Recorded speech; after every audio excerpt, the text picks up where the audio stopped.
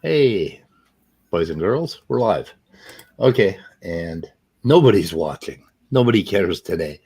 Uh, What did we do yesterday? What the hell? Oh, it was Danny. Was it Danny? Nobody's watching. Oh, nobody. There goes my double video. Do you think Danny scared him off? Or is it because it's the Otangelo show every day? So yeah. anyway, we were just chatting backstage about worries over our country. I mean, I'm worried because I've never run into such a strong case of two different people looking at the same object and coming away with two completely different impressions of it. And I almost feel like I'm going crazy. Wait, what? What object are you talking about? Well, no, I mean, Big fat orange object that's living in Washington, D.C. Yeah. Big orange thing. I mean, the thing is like, okay, so we just go live. Speed, fuck you guys, because like David. I was dropping fucking wisdom backstage, man, and like then all of a sudden he goes, "Oh, should we go live?" I'm like, fuck, man, we're not live already. Like, God, John did this monologue that was like the best he's ever done before. I mean, it was gold, Barry. It was gold. Oh no, I hurt David's feelings because I said nobody was listening. He's a nobody. Oh no, I didn't know you were back there. You didn't say anything, for God's sake. We didn't think you were there. David, since you're the first one here, you are now everybody. Yeah, you're now everybody, man. You're everything to us. Yes. You are our biggest fan. Literally our biggest fan. You're my favorite David named Lori. You're my favorite David named Lori. Yeah, David named Lori. That's a good name for him. David named Lori. Anyway, so before we get into anything, I guess, yesterday on David, first of all, on, who was it? Otangelo's channel, Demeter, and we delayed the whole show for that. Okay, we had that Demeter talk, and then James, what's his name, topped in? I can't talk. James Carter stopped in and asked a bunch of questions, and I hadn't seen that part because we were over here for part of it. And some of it was really good, and everybody should watch it. And then David Neff last night had an open mic. I think he has a Sunday open mic, and he had Erica and Dr. Dan, and I was there, and Leo was there, and Ian was there. And why did no one tell me about this? I don't know. We assumed you were paying attention. I am not omnipotent, Speed. Oh, well. I don't know if you knew this or not, but YouTube has this little bell. And if it looks like it's trembling, that means you're subscribed to the channel, and then you hear about it, And I guess you haven't rung the bell on David. So yeah, I've been trembling ever since I subbed to your fucking channel, dude. So real quick, Otangelo came over. I don't know if you might have been there, Speed. We had that after show after he talked to CJ Cox. They were going, him and CJ were going back and forth about the Trump shit. Who was? Oh no, I missed that. Oh, okay, yeah, CJ Cox, the guy that calls himself the Synagogue. Okay, yeah. And then so afterwards we had an after show, and we were there for a little bit, like, I don't know, like 20 minutes or something. And then Otangelo pops in. And as soon as Otangelo got there, I was like, hey, Otangelo, just so you know, like, Knock did you catch any of that discussion between Knock and CJ? And he's like, no. Or actually he was like, no.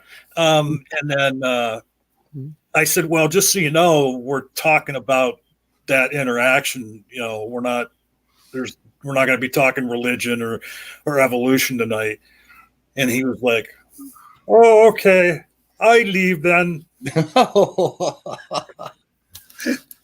Oh no, did he leave? He actually left. Yeah, he left he said that, and then he put a message in the private chat, I'll leave so someone else can come in. Okay. I mean, because if we're not going to talk about, the shit that he wants to talk about, he didn't want to be there. Right. The other thing I wanted to tell you, I when I got your notification, I was over on watching Tart's live stream, the Atheist Roundtable with Oz, and he had Paul Kamish on, and they were talking about this atheist who converted to Christianity because he's convinced Jesus prevented him from committing suicide. Oh And my. one of the times when he attempted it, and Paul explained exactly how it could happen, and it was just, he tried to commit suicide. He held a gun to the side of his head. He pulled the trigger. It didn't go off. So then he pointed the gun to the ground, pulled the trigger again, it went off. And then so he put the gun to his head again and pulled the trigger. It didn't go off. And then so he pointed it at the ground again and pulled the trigger, and it went off. And he tried it one more time, and it happened the same way. Paul explained, the simple explanation, it was a worn firing pin, or a firing pin that was getting caught in the chute or whatever, and that what was happening was the first time he pulled the trigger, it was only going part way out, or it was loosening up. And then the second time it finally, hit the percussion cap hard enough to make it go off. And so this guy thought Jesus saved him. Did you tell him to go ahead and try it again? Well, like that's what Paul said. He said, if the guy had pulled the trigger and it didn't go off the first time, then he had just kept it against his head and pulled the trigger, it would have gone off the second time. And yeah, or why didn't he go on like the Johnny Carson show or something? And I don't know how long ago this happened, but and do it, take this show on the road. I mean, goddamn. Yeah, really. Yeah. I'll probably tell you. I can tell you a story backstage. I don't think I should tell it. But this literally happened to me. Does it have anything to do with Volkswagens? It has to do with guns and suicide. I don't know if that has it. I guess if I owned a Volkswagen Bug, I guess I would think about suicide more often. Has anybody asked you why I keep bringing up Volkswagens? No, but I've heard that you can actually get blocked on this channel for that. It's just it's a rumor. But anyway. Oh, touche. Okay. Anyway, yeah, that actually happened, and I can tell you a story. I was a young man, and I had a rough life, or it wasn't rough because anybody made it rough. It was rough because I made it rough. Right. Could have been an easy life, but nope. I wasn't having any of that. I had to go fuck it up. So this Oz, is Ozymandias on this thing? The Atheist Roundtable? No. Oz is one of the hosts of the Atheist Roundtable. It's not Ozymandias. Okay. Because God, I love that guy. He's amazing. Yeah, absolutely amazing. Yep. So anyway, I don't know what else is happening. Wait a minute. Is this the David? Did he finally change to his own account? No, I just changed my name on the avatar. Oh. So when I make a comment, in the in the chat, it's still under the other name. Yep. I mean, the only reason why I don't change it is because I'm known for that. I mean, I guess eventually, people will figure it out, and it's kind of like starting over, like, I don't know. Well, you are the RuPaul of the community. Yeah. Yeah. That's fair. Yeah. It's fun. It gives everybody something to talk about. Gets everybody confused, It doesn't take a lot. It doesn't take a lot to get the Christians confused, so it's kind of fun. So, Andrew, you probably don't know about. Did I show the? Did I have the book for yesterday's weather report, the Standing for Truth book? Yeah, you showed it to us. Yeah. Okay. I don't remember which one it was. I was on two different hangouts last night, so I get confused about which one it was. I have not looked at this book yet. I've been looking at the cover. I think the cover's good enough. I don't know. Anyway, Sometimes if we have like standing for truth, I'd love to ask him about nested hierarchies and stuff, because I feel like he thinks he knows what they are about, but like Yeah. based on what I've seen him talking about it, like it's ridiculous. I think he just says common design right all the time. Every time you say nested hierarchies or whatever, I don't know. Well, like I was just watching a video with him and Jackson Weed, or maybe it was like a clip of one of their discussions, and he kept talking about how a nested hierarchy is evident in transportation vehicles, and I'm like, no, it is not. No, it's not. Well, like the difference between the nested hierarchy in life and the nested hierarchy, quote unquote, I don't know if I would even call it one, but like, sure, for sake of argument, let's call it a nested hierarchy for cars and trucks and whatnot. It's subjective, basically. Yeah, like how could vehicles even be a hierarchy? Yeah. It can't. That's the point. Well, they all have four wheels, and they all have an engine, so that's a clade, I guess. Well, some cars have three wheels. And then they mutate to have some of them mutate to have a box, and then because they have a box, they end up getting bigger because they hang around macho areas, like bars and bar parking lots, and they grow bigger, I guess. Well, here's the thing, Speed. If I take what you just said and I do the reverse, I'm going to get a completely different hierarchy. So it's the point is that it doesn't matter which character you start with, you're going to get a nested hierarchy. Whereas in life, there is well, like, we're still working out the details of it, but like there's clearly only one objective nested hierarchy of the tree of life. Yeah. So it's subjective versus objective. I don't know. I just want to say that real quick. Well, and so also if vehicles, were nested hierarchies, basically the bigger ones are better. Like the ones with the biggest tailpipes get the most female cars. I mean, I'm not. Well, okay, Mr. Evolutionist, explain how this evolved. Oh, that's the dude's truck that got caught in the Capitol the other day. Is he really? Truck horns? Oh no, really? It's him? I'm just saying it. Oh, okay. Okay. No, but explain how that truck evolved. I mean, or this one right here. I mean, how did that evolve? Yeah. Here's obvious. I don't understand the question. Obvious cases of evolution. Obvious cases of trucks evolving. I don't know.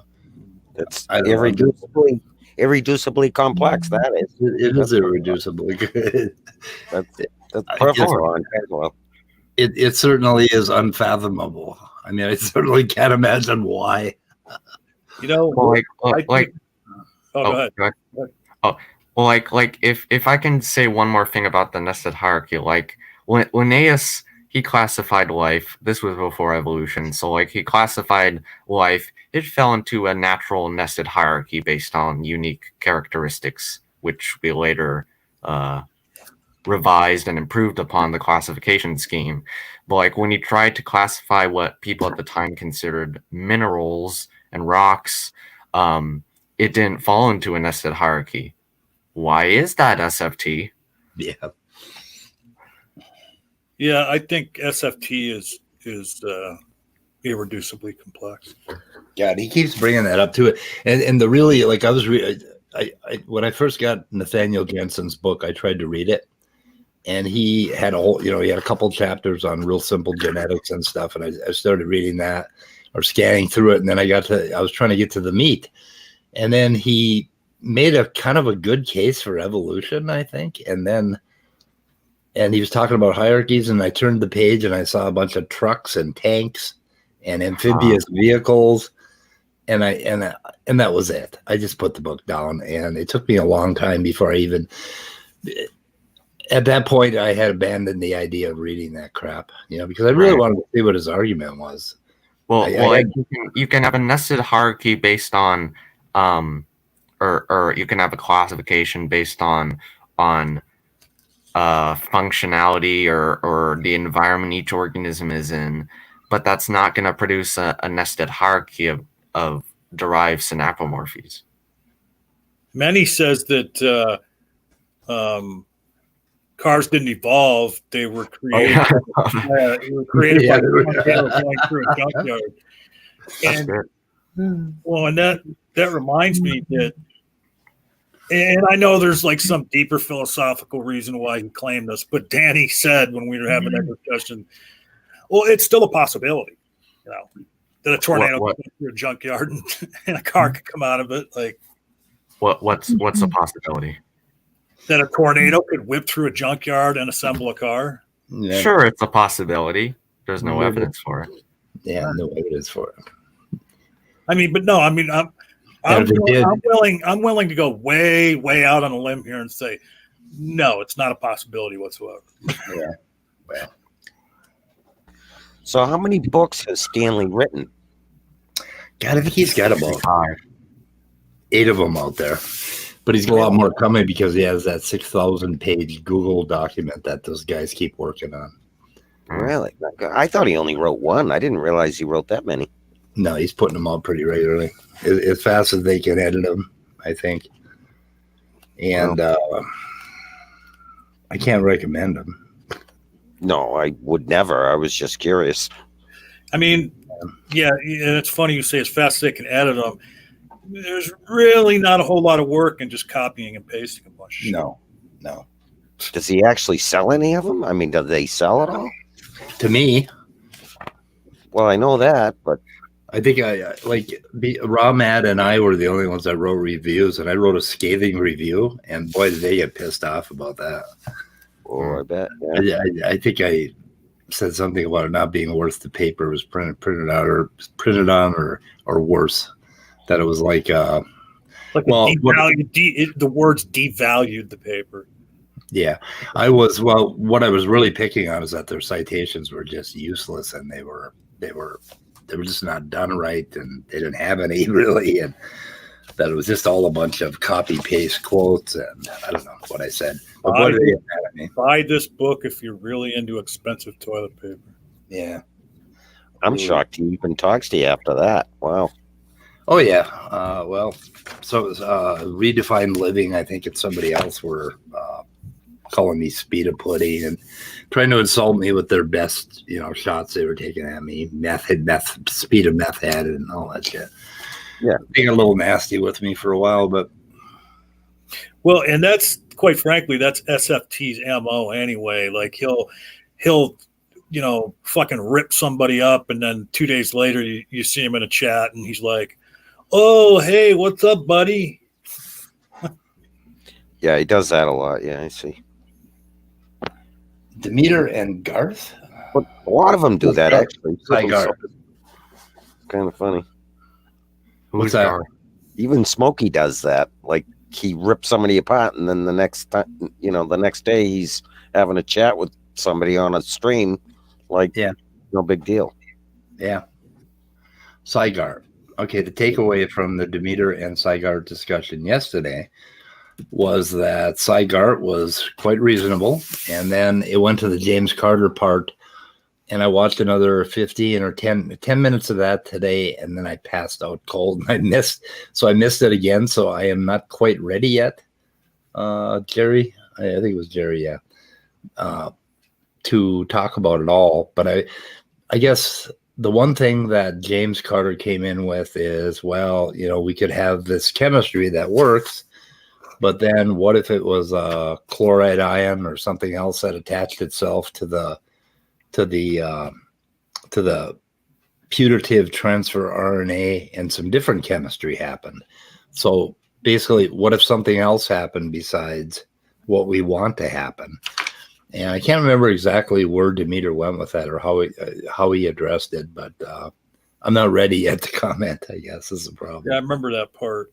Yeah, I mean, and that was it sounds like a really valid criticism. That a lot of things can happen in chemistry, and a lot of it was happening. But I think when he was talking about all these different ions and stuff and how they interact, I think what he hit upon inadvertently is that is how life happened with those little complicated one-off chemicals and ions and metal ions particularly attaching to these small peptides. But Demeter's theory does not cover that. Demeter's theory covers a specific pathway, mechanism. And so we're going to bracket all that stuff. And of course, you'd have to test this in the lab to find out if these little chlorine ions were more hungry than, the amino acid, and it never happened. So anyway. I mean, when you talk, I mean, and this is me without knowing really too much about it, but when you talk about something like that, I mean, we can't know, but it seems to me at that point when life was forming, for lack of a better term, that there was probably many different chemical reactions that came close or, succeeded for a short time or, but just never was able to move on because there's something, just one little thing wasn't right or something. Yeah. Yeah. Well, the problem with what James Carter was doing, James Carter was bombarding Demeter. And that's what happens when you're trying to talk about one pathway, one theory, one idea about how something could happen. And you've got somebody saying, oh, but what if this, what if this? And I was in, what the hell was it? Holiday Stores or something. It was some big grocery chain that owns Cub Foods and a whole bunch of other northern grocery stores. I was working there and we were trying to design a system, and it was, I forget. The problem was that you would have more than one person operating on the same data. And this was before they had really good tools for databases. So we were trying to prevent, like, what if somebody pulled up a transaction and they were adding to it, and then somebody else pulled up a transaction and they were deleting from it. And then you wrote the transaction back, it would have one or the other's transaction, but, not both. And they were, and so anyway, they were going on, and the meeting was running like 3 hours long. And they were saying, well, what if this happens? And what if that happens? And finally, I kind of sat back in my chair and I said, what if there's a nuclear holocaust right when the transaction is about to post? And they all looked at me. And I think the meeting broke up within about 5 minutes. I did not make any friends. But at least they shut the fuck up. But they were going on and on. What if this contingency happened? What if that happened? What if that happened? Anyway, what James Carter did kind of reminded me of that conversation. But it's like, oh, what if there's a nuclear holocaust while life is trying to happen? It's like, obviously. One of the very first conversations I ever had, it was actually with Tony there, who's, the what is he, the pharmacist guy there? Who's a real pain in the ass. Godfather. What's Tony? A bio guy. Yeah, he's now Godfather. Yeah, he's, how he is. And he was actually one of the first guys I had jumped on to on Tangelo's channel. And I was talking, and I was getting bombarded, and he was one of them. And, my limited knowledge on anything when it comes to abiogenesis, I don't know anything about chemistry or anything really, and he was bombarding me. Well, how do you think it happened? And we were talking about, they can't produce it in the lab. And I said, well, the way I look at it, my limited knowledge is you have a, early Earth, and you've got all these, every chemical that you can think of, and you got thousands of hundreds of thousands of millions or billions of experiments going on all at the same time, or going on and on and on, redoing, and eventually one took hold and created life. And I said, that's the way I look at it. And shockingly enough, he didn't refute it, which how he is. I mean, he won't take any kind of explanation. And he didn't bullshit. Yeah, and he actually didn't even jump all over that. I said that's how I look at it. And I said, how long do you think it'll take us if it took 1 billion different experiments to, create life on planet Earth? How long is it going to take scientists to do it in the lab? How long does it take to do 1 billion different experiments? A really long time. So I That's love the way the I way look you say bombarded. Could you make my day and say "Pak the Khan to God"? Park the car, yeah. I guess I have that New England accent, right? I mean, I don't know. That's what it sounds like to me, but I could be wrong. I mean, the only reason I'm even like thinking about shit like that today is because Knox said on our stream earlier that he thought all this time I lived in New England. Yeah, I Actually, I call thought so too. it being a Kennedy, because when I grew up, the first time I ever heard that was John F. Kennedy. So that particular manner of talking. Right. I Ask just thought, anyway. So and James Carter kept referring to the prebiotic soup and the old soup can idea. And that's where I keep trying to tell people to remember it was not pudding. It was not one particular kind of soup. It wasn't one soup all the way through. I mean, the soup wasn't completely stirred up, right? So there were parts of the soup where one thing was happening and another part where another thing was happening, because the earth was a really big thing. It wasn't one little soup can or one little pond. It was a whole lot of different things going on. Right. That's the way I described it. Is there's 1 billion different experiments going on Yeah, all exactly. at the same time and over and over and over, and one of them just happened to hit it right. So how long is it going to take humans in a lab to recreate that, or to do 1 billion experiments to get the thing right? A long time. you have like 300, 500 million years to get it right. Right. That's kind of the way I look at it. Whoops. Could take a long time. I mean, look, there's a lot of stuff that takes 100 years to solve, to figure out. Yep. Oh. Yeah. Very odd little things can happen. And like I said, I was shocked that Anthony didn't, or Tony, whatever he goes by, didn't really push on that.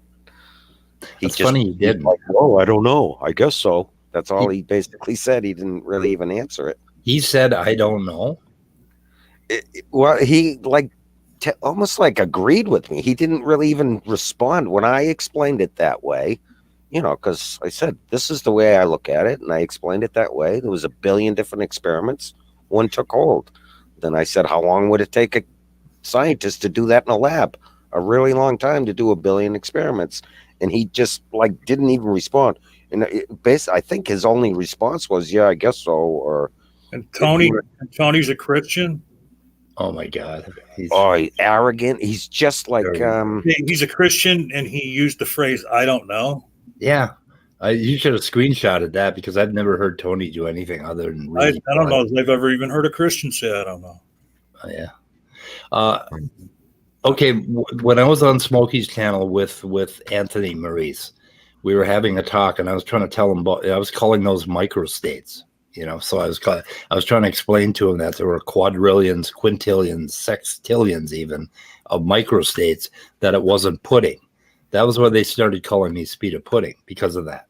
And I was trying to tell Tony that his idea was that you put a bunch of stuff in a flask and you mix it up and you wait for light to crawl out.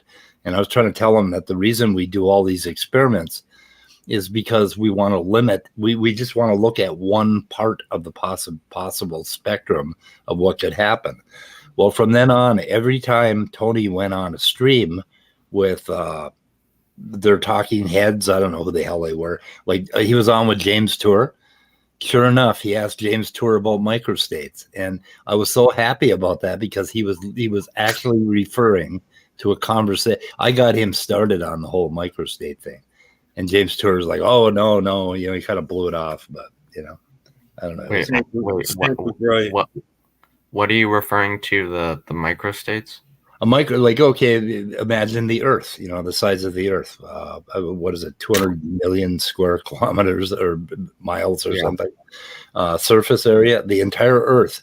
And on the Earth, if you imagine how many different small environments are there, okay, if you describe them, like if I described the environment of a single droplet that fell on a piece of granite, on the coast of some continent, okay, that would be one microstate. That would be one particular description. And if you looked inside that droplet, you'd find that possibly it had 5 different states within it, that it wasn't entirely homogeneous.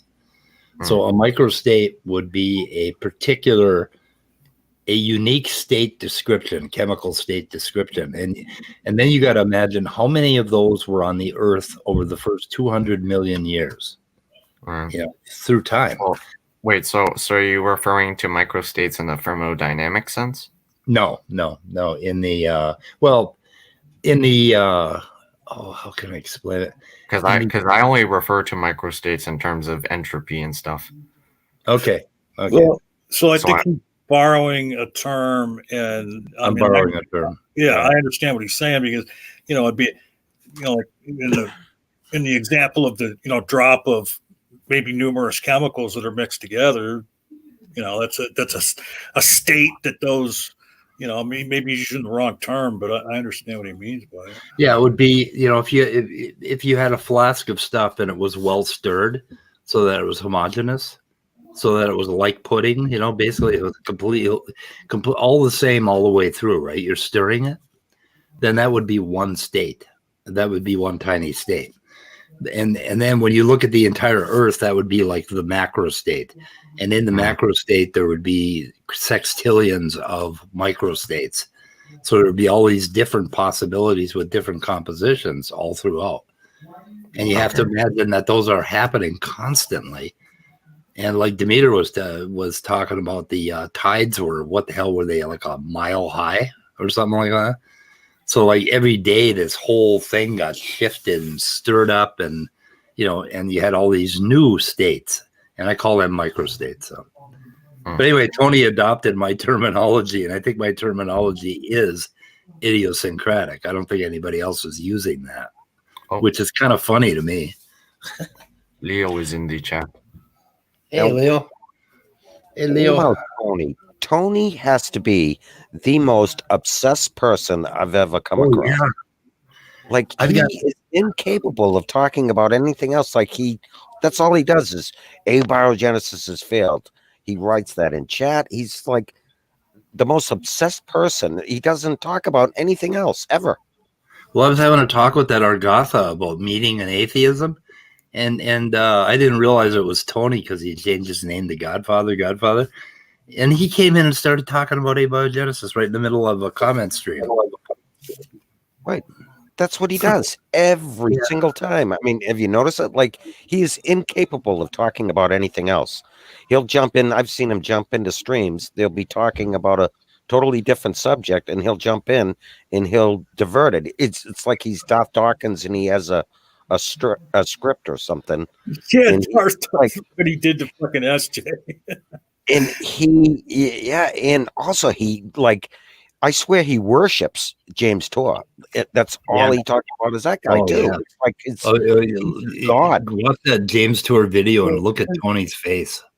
And when he talks about abiogenesis, is he like the typical evolution deniers, and he conflates evolution with abiogenesis? I would say yes. For sure. So anyway, Tony's face looks exactly like a 5-year-old child whose daddy just beat up some bad guy or something. I mean, he looks that proud when he's talking to Tor. He looks like he's just beaming. He's beaming.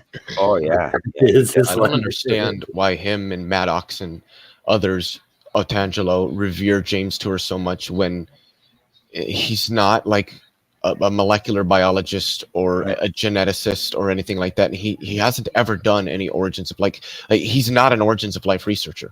And when you listen to James Tour, you can see him, you can see Tony in him, because James Tour kind of has an attitude. He's one of these, he would make a great Sunday school preacher or Sunday sermon preacher because he has this like he is so sure of himself and he has this harsh attitude, and that appeals to those people. So I did also want to say really quickly, Speed, that your definition of microstate is essentially what the definition is in thermodynamics: the specified and detailed microscopic configuration of a system. yeah, okay, good. So, Gary, I guess can what you- I wasn't understanding was that, like, Speed, you were talking about a drop of water as a microstate, or am I misunderstanding what you were saying? No, I mean, it could be like, okay, a drop of water falls on a piece of granite, and on that granite there's some bioscum or whatever, and then another drop of water falls on on a piece of limestone. Well, obviously, those two different chemical flasks are going to be different, right? You're going to have different reactions. So each one is its own state. Yeah, So, but you're also going to have entropy is going to play out differently in both of them as well. So yeah. yes. hey, you got any idea what Jerry's talking about? That's hilarious. Let's see. Oh, by the way, my last comment to Tony Anthony Maurice was on Standing for Truth's channel, and I said, Tony, did ABio touch your penis? Show us on the call where ABio touched you. Yeah. Oh, No, see. but Okay. Jerry said something about Yeah. has cancer research in male pattern baldness, right? Speed and John. What's he referring to? I'm not sure, Jerry. It's going over my head. My head's a little. You were saying that he. Oh yeah, and I missed what I was saying. Hey guys, I'm gonna be AFK for a sec. I'll be right back. Okay. So, yeah, I'm not sure what I was saying at the time. Let's see. Snake was right here, and I sent Snake an invite, and I also put it in chat a number of times.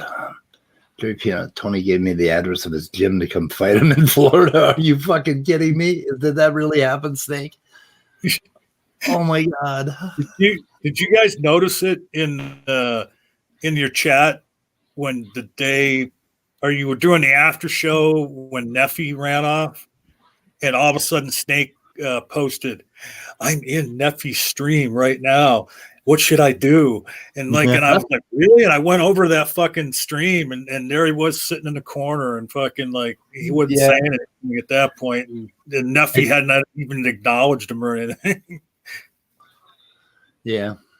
Not only is ABio. The funny thing is, I was in that stream and got kicked out for like nothing, and then he kicked out some guy I think named Barry because he was being reasonably. Argotha was in there, and Argotha, I don't know if he's young Earth creationist. I would assume he probably is. He sounds like it, but the thing is, Argotha does seem Argotha. I don't never know if I'm pronounced. I think it's Argotha.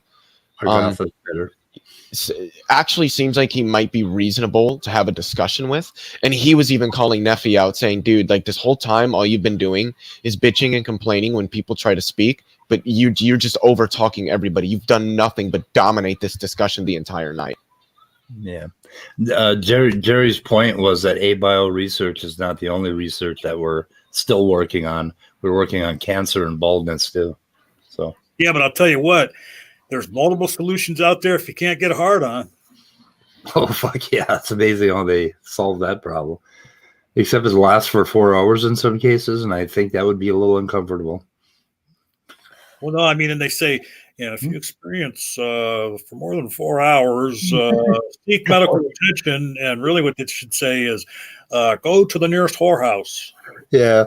No, what you do is you dial 911 and they have an actual catchphrase for that. You just say longer than 4 hours and they send an ambulance.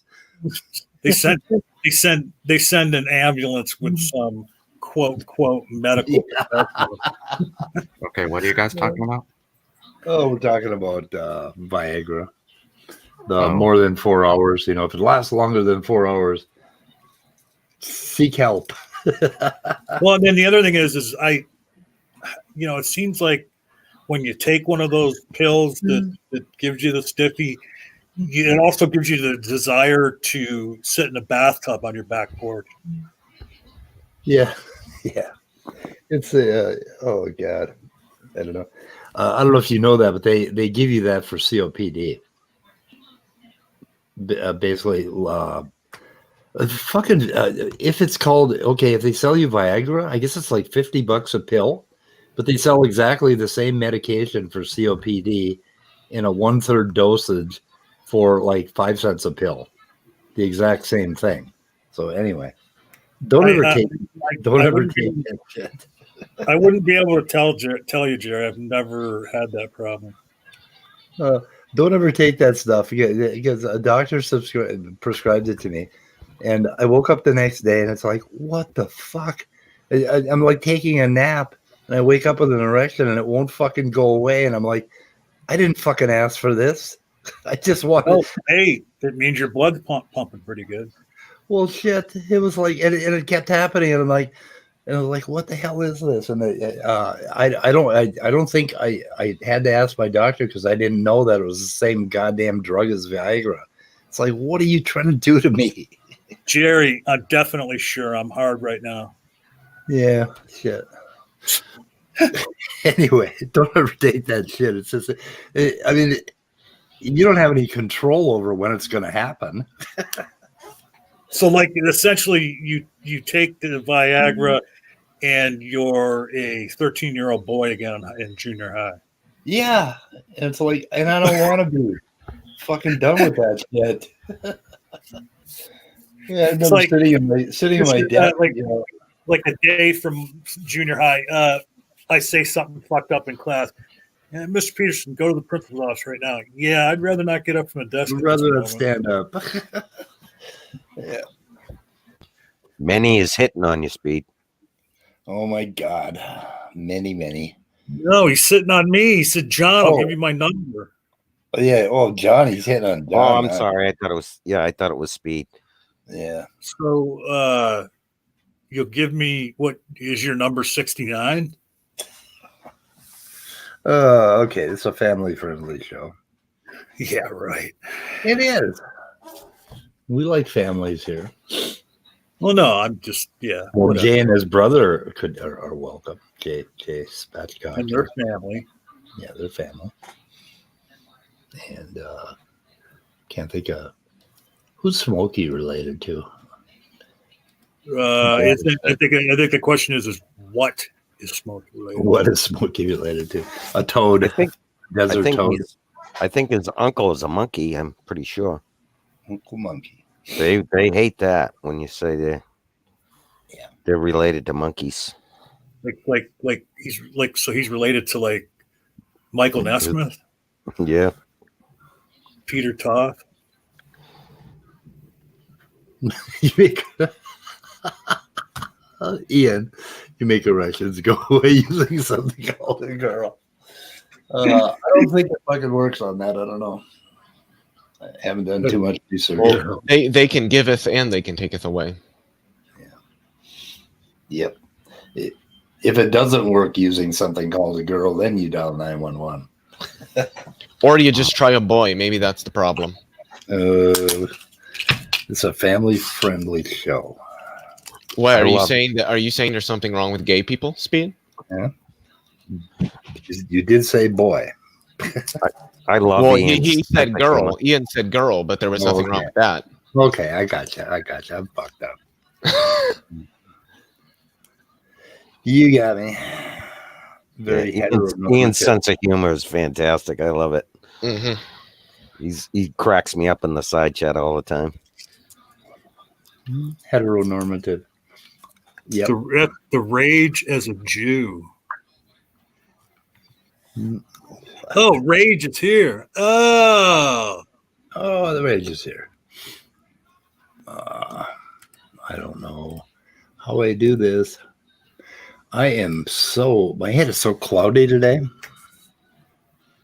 It's a Monday. I'm kind of glad we're not talking too much about biology because I don't think I remember what that is. What did you think of that discussion on David's channel last night, Speed?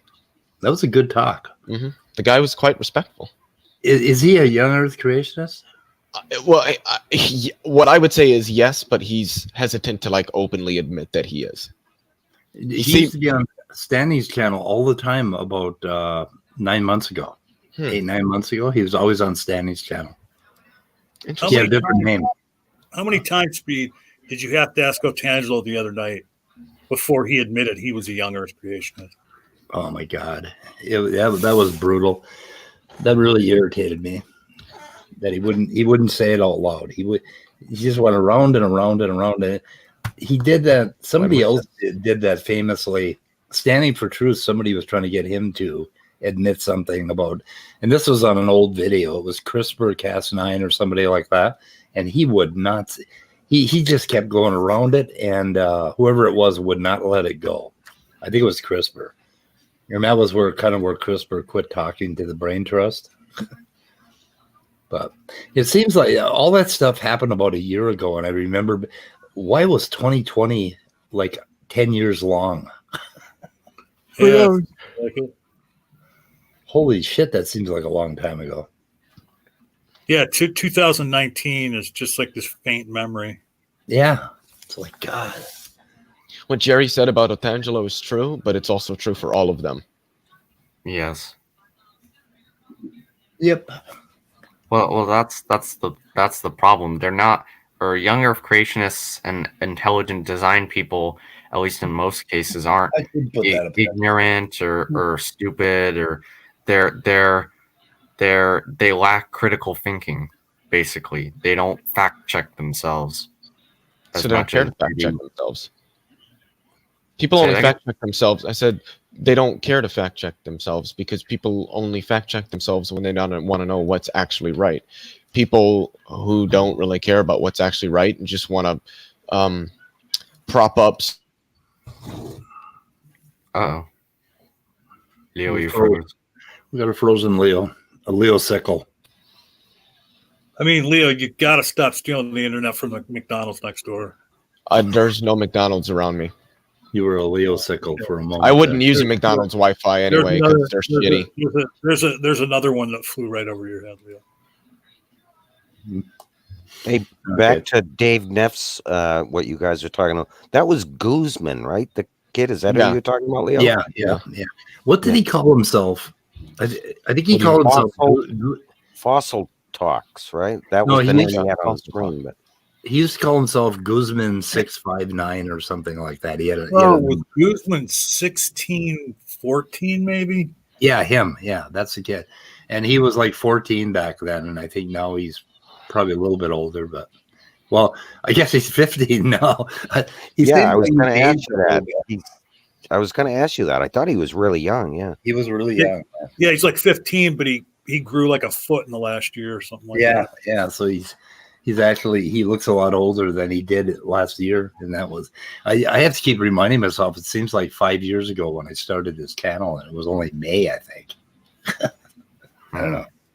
I mean, it hasn't been that long. I can say the same, except I started mine like at the very, very, very end of October. Yeah, but what I said to him last night on David's channel is, I asked him, okay, have you sat down and made yourself a chart of all of the instances of soft tissue that we found in dinosaurs and all of these anomalies? So basically, they've got all these. They bring up all these little one-off things. And if they bring up one or two of them, it sounds like they have dozens or thousands of them. And to the best of my knowledge, they have not found thousands of cases of soft tissue in dinosaurs. No. And it's controversial whether they found any at all. And well, they are making the claim that, with what they're saying, how it happened, that. Well, I've heard you say this, I think, Speed, right here on this channel, that if they went into a museum and busted open the bones, which of course they don't want to do, that they would find it in just about any of the bones. Yeah, and I think if it's called paleochemistry. If they started looking for this stuff, and they should, they're going to find remnants of biochemicals in all of these fossils, I think. But they're going to find them at extremely low density. So they're going to find like 1 in a million, right? But it's going to be very interesting what they find. So it's like if you look at coal and you do a chemical analysis of coal, you will find remnants of chlorophyll in coal. And it forms these anthracene complexes. and I think they usually have like a different ion at the middle instead of magnesium. It's something else. So I mean, this whole thing with paleochemistry, we have just gotten started, and there's a lot of stuff we're going to find. I hope we're going to find some remnants of DNA. Some How many strands. how many years away are we from an actual Jurassic Park? I don't know if that's ever going to happen. Yeah, I don't know, because that becomes a whole different problem. I mean, you need a lot more than just the DNA sequence. You need more context. They might be able to do something. It's really hard to say. I don't know. But life finds a way. What? I said, but life. Oh yeah. Okay. Finds a way. Okay, Jeff. Yeah, that guy really pissed me. Jeff Goldblum lost me as a fan during that movie. Oh, why? Just because he was so scientifically illiterate? Yeah, talking about chaos and chaos theory, like he was this great intellectual, and it was just the stupidest lines. Hey, if you want to allow him into your good graces again, go find his performances on a little series that used to be on FX called The League. Okay. Have you ever heard of that? I think I have. I remember seeing it. There's there's this guy named Kroll, like Nick Kroll, I think his name is. He used to have a Comedy Central show. He was in that, and Jeff Goldblum played his father in several episodes on that series. Oh, really? Okay. And he was just fucking hilarious. I mean, The League is hilarious. Is this the same Nick Kroll that created Big Mouth? I don't know. What's Big Mouth? A show on a cartoon on Netflix about puberty Maybe. maturing. I mean, it could be. I mean, he's like this little Jewish Yep. dude Yep. with black hair and glasses. Yep. Yeah. All you gotta say is a little Jewish dude. Yeah. I don't Yeah, if you like the kind of, what is it? Not indignant, but some kind of humor. I'm trying to think of. I can't think of. Not vindictive, but the kind of humor that has no regard for decorum. I guess whatever the word is. I'm trying to think of. Racy humor. Well, not racy. It was. I mean, I would hope I wouldn't brain cramp on racy, but yeah, The League it's excellent. If you got it on Netflix or something, you got to go check it out. Oh my God. I think Snake is onto something here. Yep. That was it. Released this ancient virus called Yeah. is it true, like I've heard or I read somewhere, maybe it was an Onion story, I don't know, that like they've actually found like woolly mammoth that was preserved so well in pack ice that they were able to cook it and eat it? Yeah. Yeah. I don't think that was an Onion article. I think they actually found. I don't think they actually ate it, did they? I don't know. I remember thinking it was a real story, but I don't know. Yeah, they found well-preserved mammoths, I think, in ice. Unless that was some sort of bullshit story. I don't think so. The Yeah, I mean, I mama- don't know how long shit would last under those conditions, but like I know that there's always there's recommendations for how long you should let something stay in the freezer before you eat it, and it's always a year or less depending on what it is. But shit, I've got soup that I made 2 years ago still in my freezer, and I just found a bag. I was looking for soup yesterday, frozen soup, and I found stuffing 2019 and then stuffing 2018. I'm like, Right. okay, I gotta let some of this shit go. But I've got some roasts that have probably been out there for 20 years. I don't know. They're probably at the bottom of the freezer somewhere. Well, dude, pack that shit up and send it to me. Were you gonna say something about that frozen mammoth, Andrew? Oh no, not really. Speed. Why are you saying mammoth? The mammoth. What are you supposed to say? Mama? Mammoth. Mama? Mammoth? I always call him I mammoth. might just start calling you Mr. Mammoth. Mammoth. I like mammoth. Super mammoth man. Well, Oh, it's fucking. Leo, why do you say reputable? because that's the way it should be pronounced. No, reputable. You just mispronounced something like a half an hour ago. Yeah, what? like I can't remember what it was, but Yeah. Everybody's Yeah, getting picked sometime- on with their accent today. Yeah.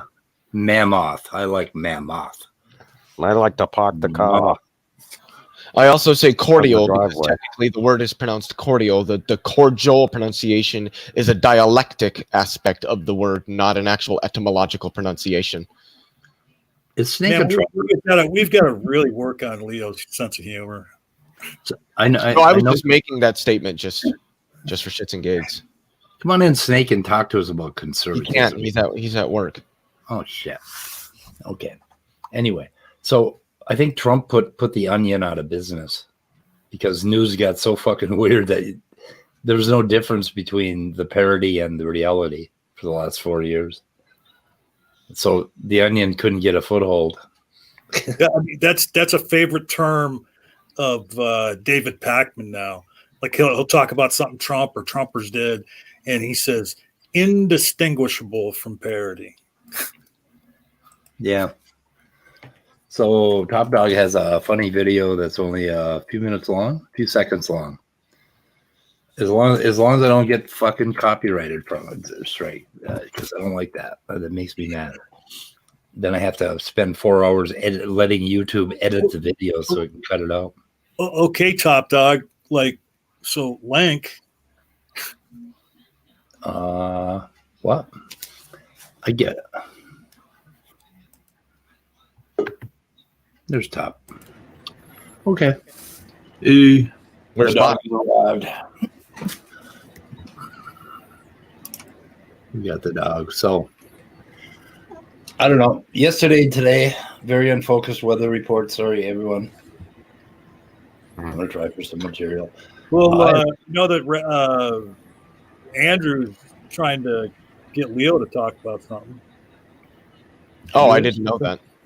in the private chat. Oh, that's right. Yeah. Oh, Andrew wanted to ask you some physics questions, but let's Top Dog. Let's deal with this video first. You got it up? Yeah. Okay. It's you ever seen Dragon Ball or Dragon Ball Z? No, This is a never in the Dragon Balls. this is a abridged version that's on YouTube from Team 4-Star channel. I'm gonna They mute did my- like a whole like arcs of the, the series. That's really fucked up because I realize it's just like a shot of the eyes, but it looks like right between the eyes there's like a little tiny nose and mouth. Mm-hmm. Yeah, it's just wrinkles by drawing. Yeah. Yeah. Okay, it's I see an eagle. it's gonna be real fast, so you gotta pay attention. Here we go. No, you mouth breather. Oops, I already messed it up. I have it too quiet. You have been ignoring your king. What is a king to a god? And what is a god to a non-believer? Do you believe now?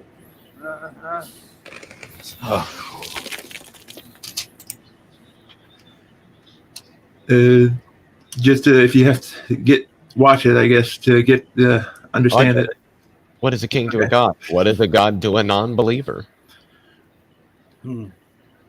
I mean, who these characters are and stuff. Why that was said and stuff.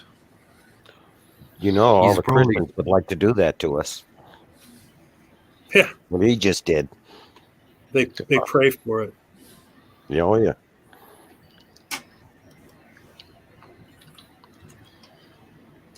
I keep looking up at the chat and not having read the previous comments. Keep reading all these non sequiturs by Jerry. Hmm. So now I got to go back and see what that was. Violence is good for your soul. No one knows that line. No. Violence is good for your soul. SpongeBob. SpongeBob imagination. I was running through all the titles of the pornos I've watched. Wondering if it was one of them. Imagination. By the way, John, Penna, like Pennsylvania, not Penna. Oh, What? I don't know. I'm not sure what that means. I don't know what he's referring to. Maybe it means like pen, not peen. All right, I don't know. Andrew, bring up your physics. Okay. So Leo, I was reading the other day about singularities, and I was looking through some past emails from some professors I've emailed. One in particular, when discussing the Big Bang singularity, mentioned how as you go closer and closer to time zero, that the density approaches infinity. So I wanted to kind of ask why he used the word approach, like in terms of the math. Because that's what it does. That's how limits work. So, Are you talking about like calculus limits? yes, as you approach the limit, numbers can change, but you never actually get to the limit. It's been a while since I've gone over limits. I don't know exactly how to explain it. I'd have to watch like a 3-minute video from like, I don't know, something like Khan Academy to be able to explain it more in depth. Right. Is it related to like asymptotes?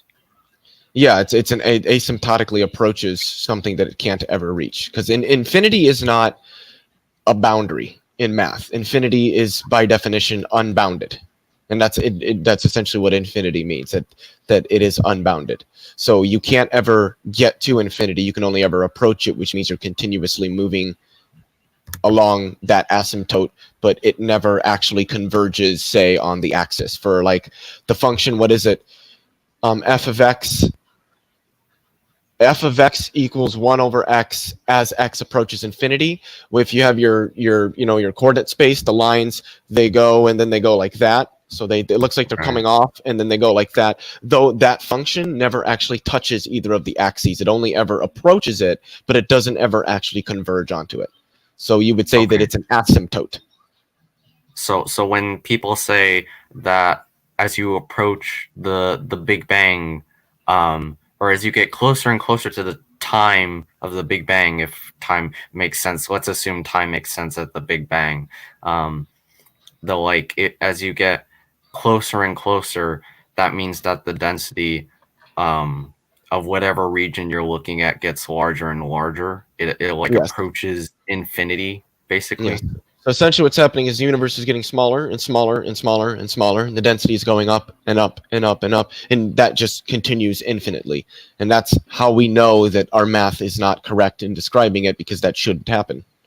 So, okay. Can I just real quick as an aside? So, Altangelo put a link in the chat for a stream he has coming up in 3 hours. He's going to talk to Patient Beard, who's real. Well, his actual name escapes me at the moment. But you got to go check out the thumbnail for this, okay? Because Altangelo put a picture of himself in the thumbnail that doesn't even look like Altangelo. I mean, it looks like Down syndrome Altangelo or something. It looks like him. It's just really narrow. It was narrowed. I don't know. But it doesn't even look like his face to me. Like look at his avatar pic and look at that. Like it doesn't even look like his face is much more long and narrow than what it actually is. That's what I'm seeing anyway. I'm seeing different, like totally different features. Yeah, I mean, it looks really, really different. But at least to me, that's because his face looks a lot narrower. I mean, and obviously, I'm not saying this as in a way of offense, but Altangelo has quite a round face, and in this picture, that face is not round, and it distorts all of his like his brow doesn't look like it normally does. The shape of his nose doesn't look like it normally does. Yeah, it definitely looks different. So, hey, everybody, 3 hours from now, tune in to see another Lost by Altangelo. Do you know who Patient Beard is, John? Yeah. Does he have like a channel or something?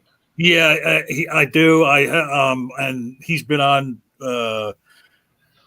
maybe Knox channel, or maybe back when I was doing the GDC. Okay. Like, is there anybody? Look at that picture. Is there anybody that thinks that looks like Otangelo? I mean, Not entirely. It doesn't.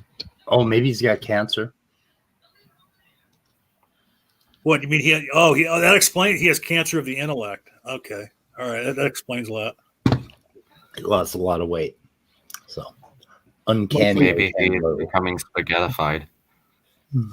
This is the uncanny Otangelo. That is the canny looking Otangelo. No. A patient Anyway, here. So he stopped. Okay, when is this stream happening? In 3 hours. So I would assume at 6 p.m. Well, no, 6:05 for us. Wait, no. It says 7 p.m. Eastern.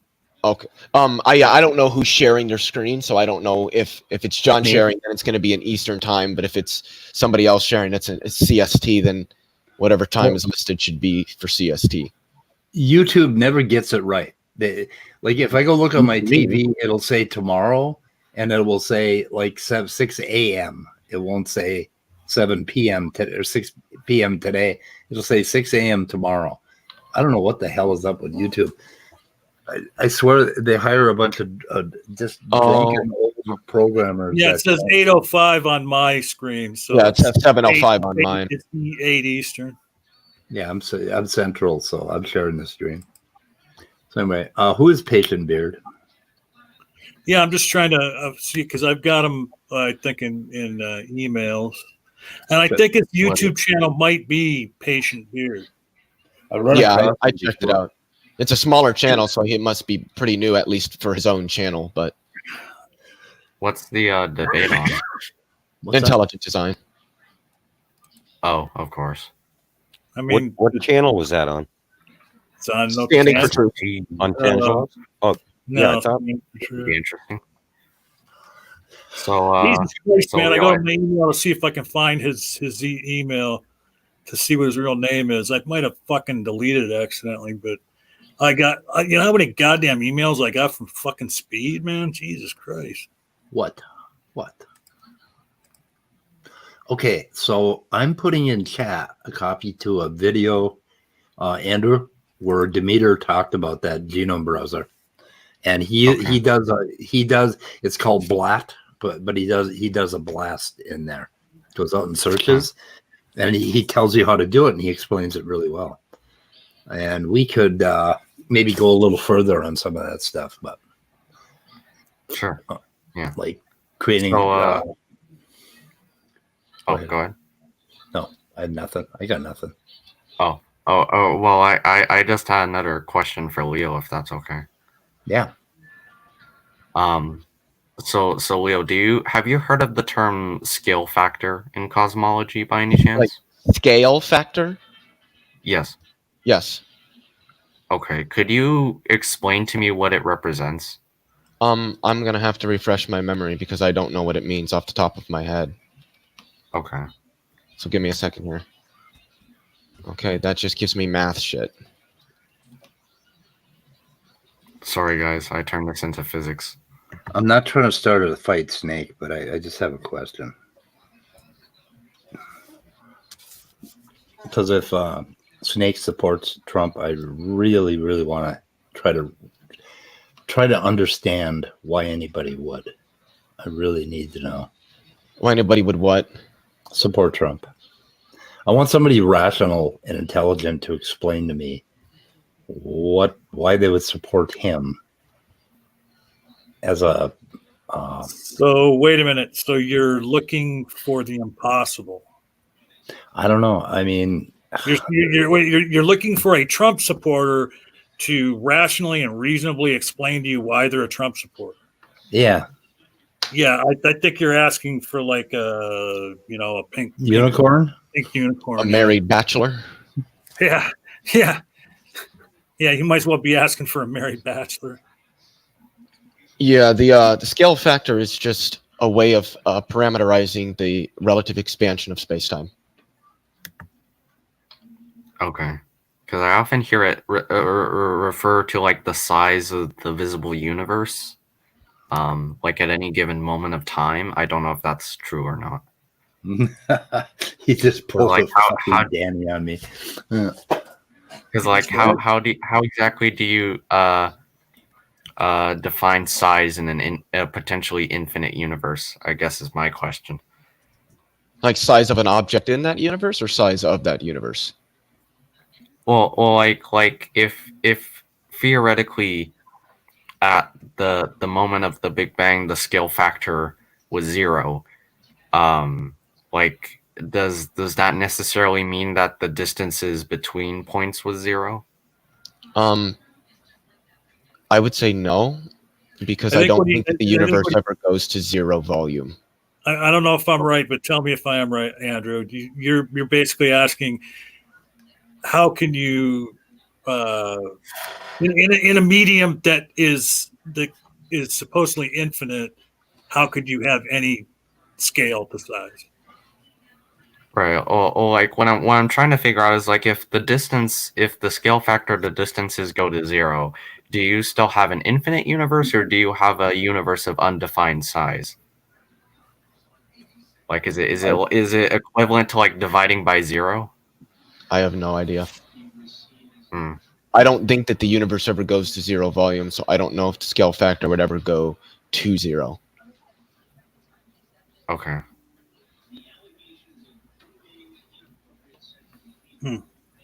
Silence.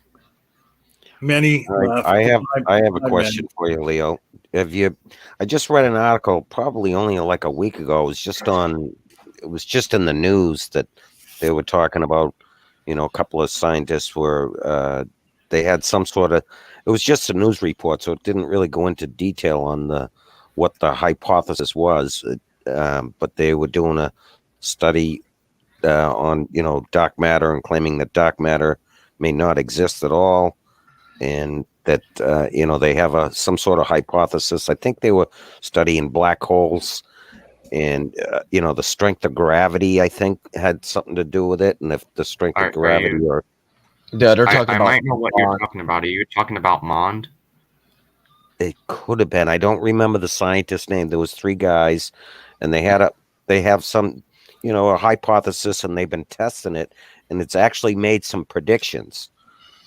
Right. But like I said, it didn't. Yeah, it was just a news article. It wasn't, so it didn't have very much detail on it, or, But I also read. I think I read it in. Oh, what was it? Quantum magazine, like 3 weeks ago, and I'm probably not going to find it. Well, this is the problem with news articles. They're always pseudoscientific.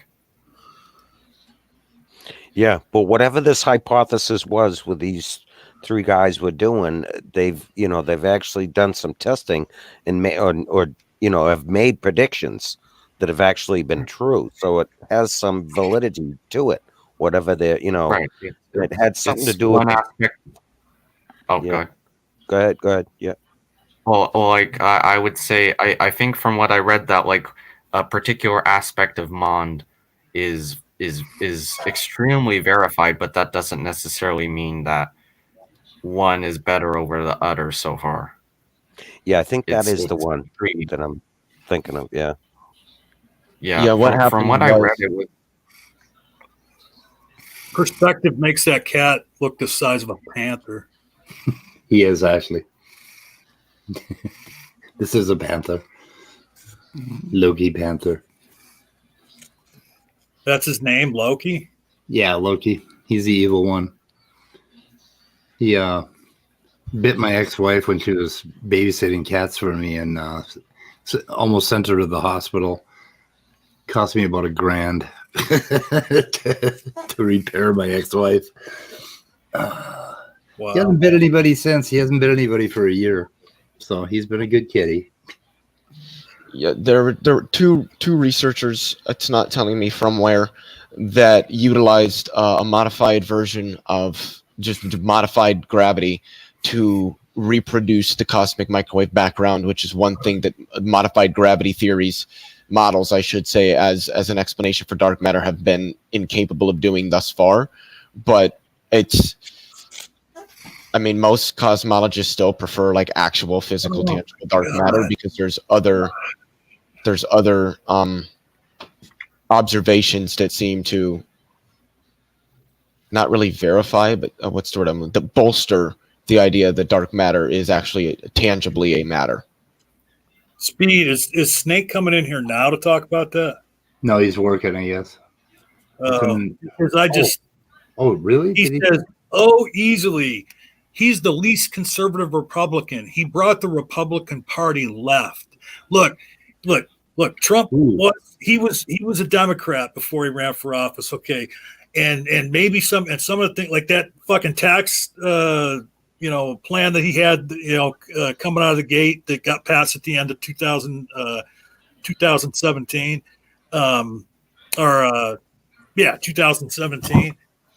was antithetical to Republican party as far as when you're talking about fiscal policy. But Trump did not bring the Republican Party to the left. He pushed it further right. Exactly. Look what happened on Wednesday. Okay. No way did he pull the party to the left. Look at all the Republicans in office that still have his back for the crazy shit he did.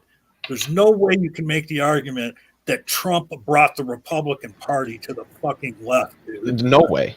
I mean, the staunch anti-immigration, the vilification of the LGBTQ community, the acceptance and adherence to authoritarian traditionalism, all of these things, the propping up of corporatism and neoliberalism. Yeah, he didn't move the party further to the left at all whatsoever. I also heard that Trump doesn't like his vice president anymore. No, he probably doesn't. He doesn't like anybody anymore. He's sucking his thumb in his office, asking Melania, "Did I really lose? I couldn't have won." Some of these Republicans that Snake's trying to claim, got pulled to the left. They took Trump's recent disdain for Mike Pence as a signal to hang him from a gallows. Yeah, that's left wing. I think Trump invented a new axis. I don't know about right or left. It was something going off the board entirely. But I have some hope for the Republican Party getting on track someday again. No. Because it is nothing like what you guys think it is. That isn't the Republican Party you're seeing right now is more like the fucking Nazi Party or something like that. Or yeah, it's been that way for a while since the Biblicans. Over. The Biblicans. They have nothing to do with Republicans. I just call them Trumpists. The Republicans. the Republicans. That's all. Yeah. And they did that on purpose. Somewhere around the 70s and 80s, they were getting their asses kicked, or they felt they were, by the Democratic Party. So they decided the best way to get votes was to start targeting these evangelicals and these assholes. Strategy. Because the abortion has nothing to do with what the Republican Party used to be back in the 60s and 70s. It's just ridiculous that you would go into a person's home and start having the government tell them what to do with their bodies. Right. I mean, I'm sorry, go ahead. That's not a Republican principle. A Republican principle is strong constitution, small federal government. They're in charge of military. They keep it small and tight, and they stay the fuck out of your bedroom. And going after homosexuals or any of that, it's not a Republican thing to do. So. Well, right, and on that point too, also, I think it was Saka that explained this to me, and then when I've said this to other, Democrat or left-leaning people, they think I'm absolutely insane. But just like you're saying, the Republicans, really, the platform is supposed to be about less government, don't get into people's lives, more libertarianism.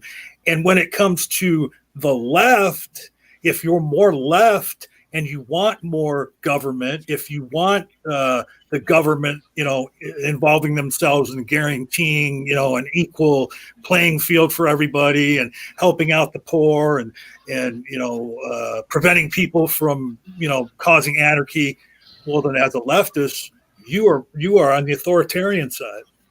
Yeah.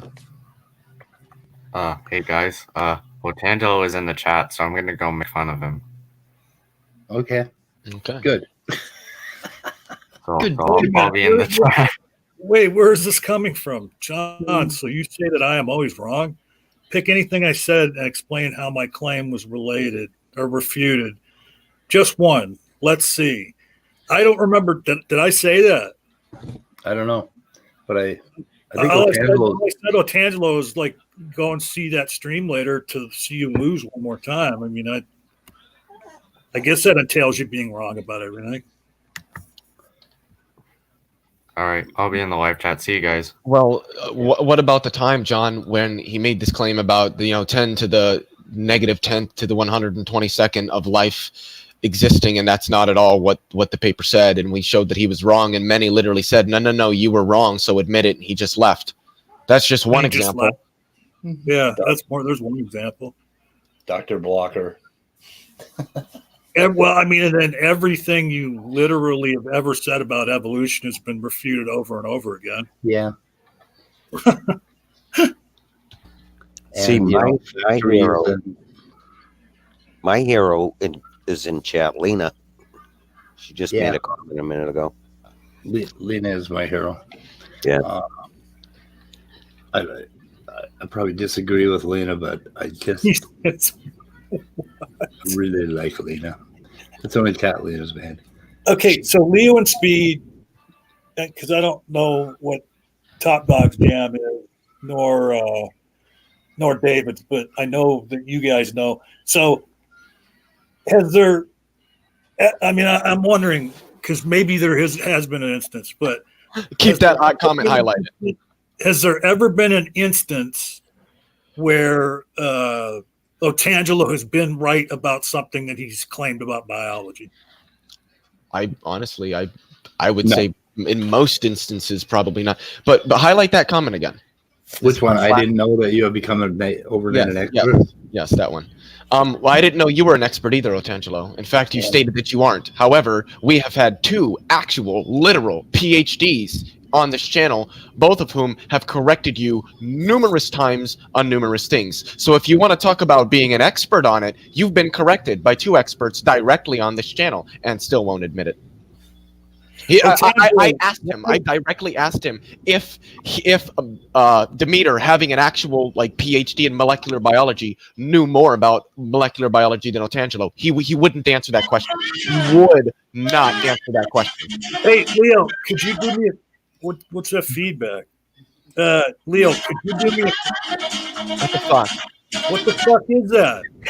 It's Benny Hill. It's the O show. The O show just started. So, Leo, could you please continue on berating Otangelo for as long as you can? Why? Because I made the point. because he just told you to shut up. And he said, I'm not talking to you, Leo. Shut up. I wonder.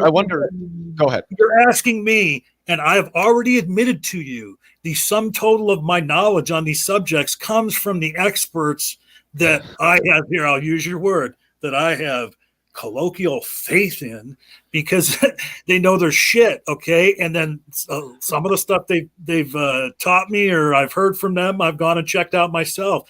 And there is no doubt in my mind that compared to Speed and Leo and whoever else has been coming on the show, the people that Leo just mentioned, that you know nothing about the topic compared to these people.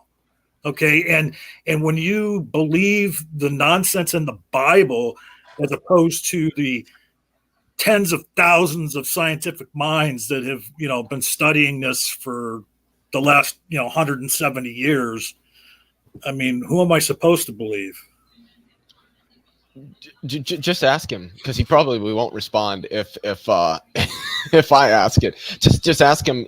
Say, Otangelo, does Dr. Dan, who has a PhD in evolutionary biology, know more than you in evolutionary biology? And watch how he refuses to answer. I remember when you How asked does that mean I don't have the capacity to evaluate anything? I mean, how does that be? Because I'm not an expert, because I'm not a PhD scientist or any, kind of degreed scientist, that I cannot have a capacity to evaluate anything? It makes no sense. It really doesn't. But I love how Otangelo is appealing to expertise when somebody else doesn't have any, but he doesn't have any by his own admission. yet has been corrected by those who do and still won't admit it. So why is he appealing to expertise when he doesn't even listen to the experts himself? It makes no sense. I mean, and it didn't come out of my mouth, okay? But right after you asked, Leo gave out I was the first one to notice it when we fact checked you right on the spot here in the stream, and you wouldn't even admit you were caught being wrong. And when asked to admit that you were wrong, you left like a little bitch. Well, I don't know what the hell immutable. I'm not sure what immutable's saying here. I'm a parrot. Hey, can I climb up on your shoulder, Leo? Brock. Yeah. Oh shit. I'll tell you what, Angelo. Guess what? All right. You pick the topic on the under the subject of evolution or intelligent design or whatever it is, and then let's set up a debate, okay? And compared to you as far as knowing the terminology and stuff, because maybe you didn't hear my analogy the other day. Okay, here's what you are, Otangelo. You are a person that can open up the hood of a car, and you know the actual correct name for all the parts that are under the hood of the car, and you can name them, and you can say what it is they do. Okay, but you can't say how all those parts work in concert to make the engine run, to make the car roll down the road. Or if it broke down, you wouldn't be able to fix it. But you know all the parts, and you know the right terminology and everything. That's the way you are with evolution. Okay, that's just perfect.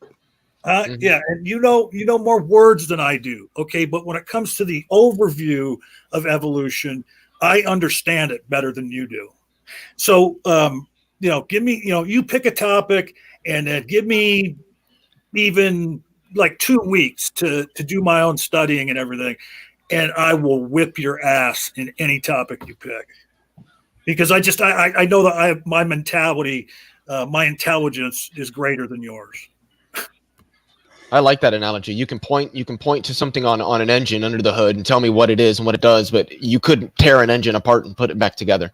Right. No real world working knowledge of the subject, just a memorization of some terms and what they mean. Yeah. And no imagination. I mean, these guys somehow, like Standing for Truth has made imagination infamous. And actually, every time you learn something, you use your imagination to apply it. And if you can't fucking do that, then you haven't. Why did you learn anything? I mean, why bother?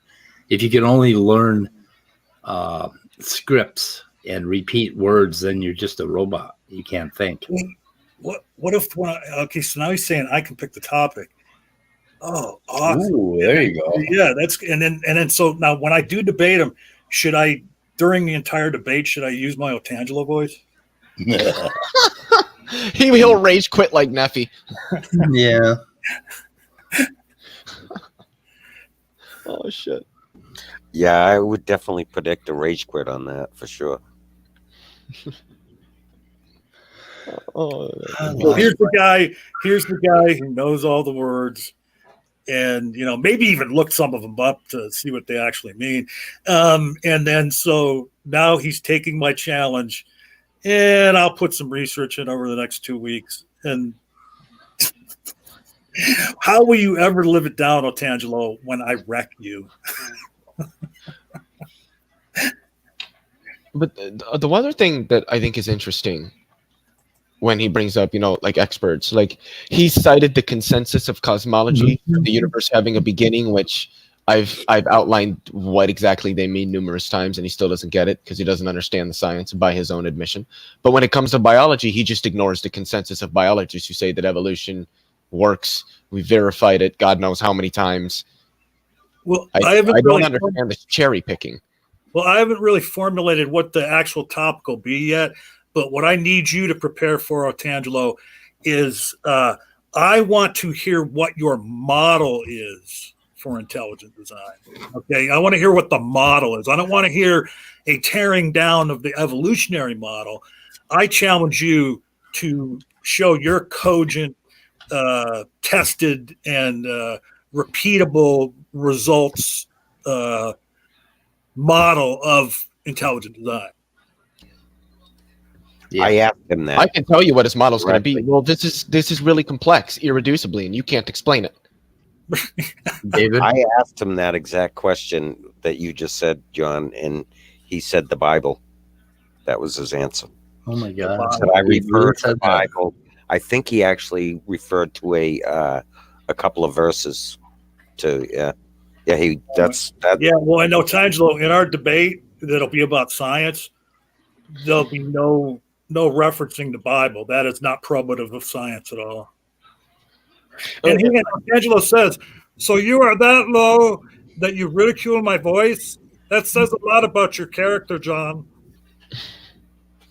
Yeah, that question I wanted to ask on Tangelo, which I did, and that was his answer. And the other question I wanted to ask him, which I did, and I didn't really get an answer, was I said, does it bother you, being a young Earth creationist, does it bother you at all that you go completely against every scientific discovery on the entire planet? I mean, you have to disagree with everything. I said, does that bother you at all? No, it doesn't. I do my own research and I come up with my own answers. Yeah, I Bible think pretty studies, sure not that research. Bible studies, not research, Tangelo. Could you highlight his last comment again there, Speed? Which one? Tangelo's last comment. That one?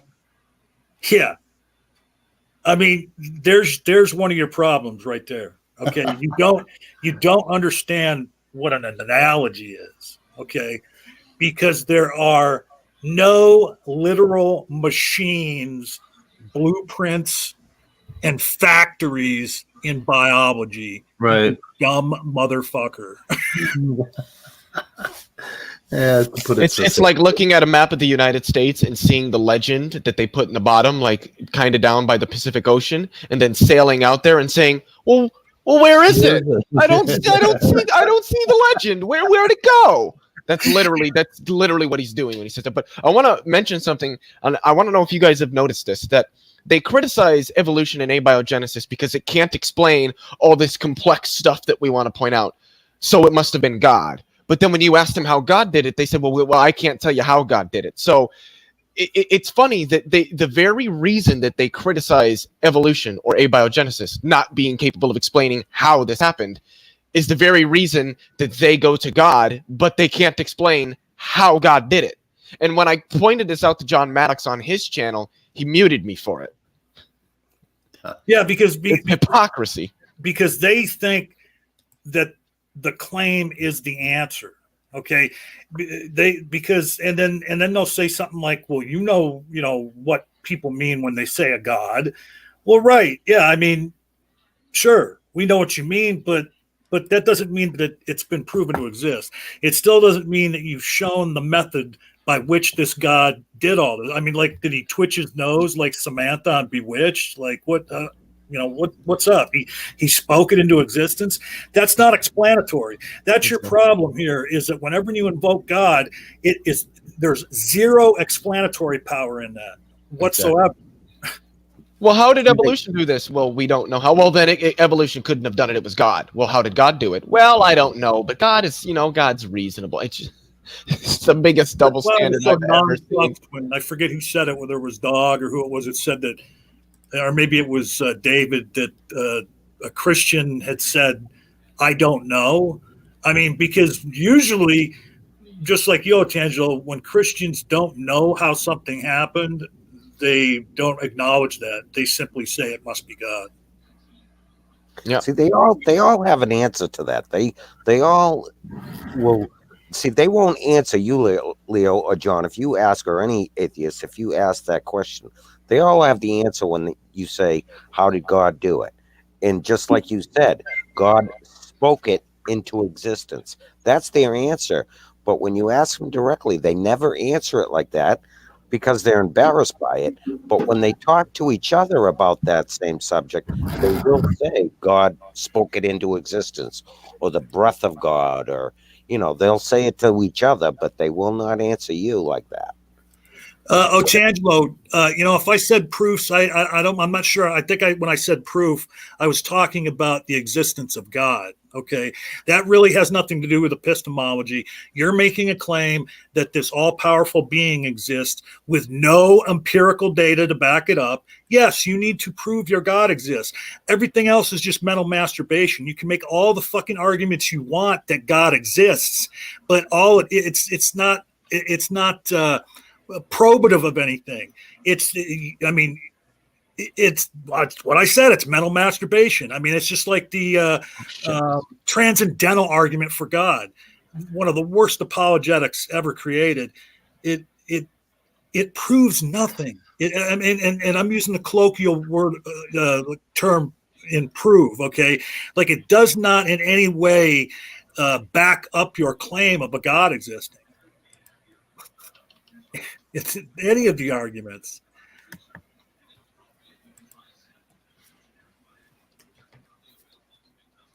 All I have is incredulity.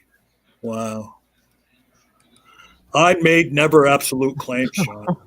Who said All you that? have is incredulity coming from. He said that? Yeah. Otangelo said that. Really, and then before they said I made never absolute claims, John. You can tell when Antangelo's getting upset in chat like that, because if you read his sentences, they start getting kind of like mixed up. Jumbled up. Yeah. Yeah, you can see how he gets. Well, answer that. Okay, here's a closed question for you, Otangelo. Yes or no?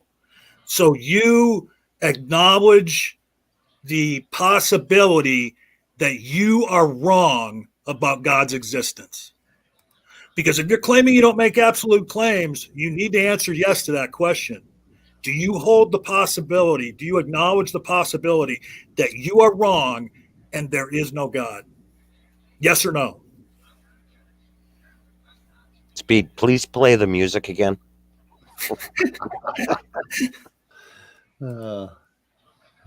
Yes, of course.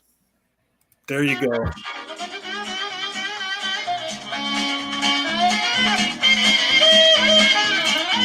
There we go. There you go. That was perfect. All I see is Benny Hill chasing a bunch of women. Yeah. Yes, of course. He says like, yes, of course. Yes, of course. Yeah. I don't know. Is there? Let me see here. What? I'm shocked he said that. Very shocked. Well, because it's not true. This kind of freaks me out, but is there a resemblance? Hmm? Am I stretching? I think no. I do see the resemblance. What, between him and Otangelo, or you and him, Speedy? No. What? Okay, John, you're out of here. Where the fuck? Where's the? Oh no! Trying to find the remove button. My old boomer brain can't find the remove button. Otangelo says, "I come in, John, if Leo does not interrupt and have a chat." I'm busy searching for something, so I probably wouldn't even be paying attention to the conversation. I feel that John can hold his own. Otangelo, the thing of it is, of course I have to. Benny Hill therapy. Of course I have to acknowledge that I could be wrong, because it's an unfalsifiable proposition because of the way you guys define this imaginary God. And I'm saying that's my belief, that it's imaginary, but I cannot empirically prove it because it's unfalsifiable. I mean, because how you define your God, I would literally have to be able to search the entire universe simultaneously, and as well simultaneously search any realm outside the universe to be able to disprove the existence of a God. It's unfalsifiable. But you could prove it in 1 minute. Call God down here in front of me. You know? Oh, no. I just saw some new programmer tricks that I don't want to learn. Oh, really? Yeah. Too old. Too Don't old to wanna- learn. It doesn't have anything to do with storming the Capitol, does it? No, it has to do with interfacing Ruby to Python. Some new trick. That sounds like the fucking title of a porno. Ruby, Ruby and the Python. Oh my god! I don't think I want to see that one. I saw Yeah, one. I wouldn't mind seeing it as long as it wasn't one of those dudes with a GoPro on his head doing nothing but watching his dick. I saw one called Ian and the Python not too long ago in Message from Ian. Really? Yeah, Ian and the Python. I can't find it. Oh my God god! is just the creator of the universe and life. That's the description. That's the model. I guess that's what he said. God is just the creator of the universe. I like how his use of the word just the creator of the universe and life. Yeah, but how did God create those? Right. I mean, and that's just it. So you don't believe your God has all the omnis? Yeah, I mean, I'm going to stop, Otangelo, because I really I'm sure that this isn't going to go much longer. It's been going. Yeah, we're gonna quit at 4, I think. Yeah, and I'm really not interested in having a discussion with you right now, Otangelo, especially after you just dishonestly posted that as your definition of God, because you believe God is much, much more than that. And I don't know if you were intending to lie by posting that little 2-sentence fucking description, but that's utter bullshit, dude. You believe God is much more than that, way more than that. I don't think Ian will mind if I show his the poster for his movie. That's the definition that I will defend for now. Yeah, I'm clicking off of this fucking chat now. That's dishonesty. He wouldn't say, well, God spoke it into existence or God's breath, or they never will say that, but you hear them say that to each other many times. Well, no, but here's the other thing too, is it was dishonesty in what I was just saying about unfalsifiability. Okay, because you know why I say, everybody in this room knows why I say it's unfalsifiable, because they say, God is timeless and immaterial, and he's not of this realm, but he is of this realm. And so to prove that a God doesn't exist, it's an impossibility. Okay, because you can't disprove God without doing like what I said. You would have to simultaneously examine the entire universe and everything outside the universe. And that still wouldn't get it done. Okay, because I could be you'd have to simultaneously examine all of the universe throughout all of time and all of any realm outside the universe in all of time. I mean, how do you, so I'm looking for God in 2020, and I'm looking and I find some way to look everywhere. God just pops back to 1780.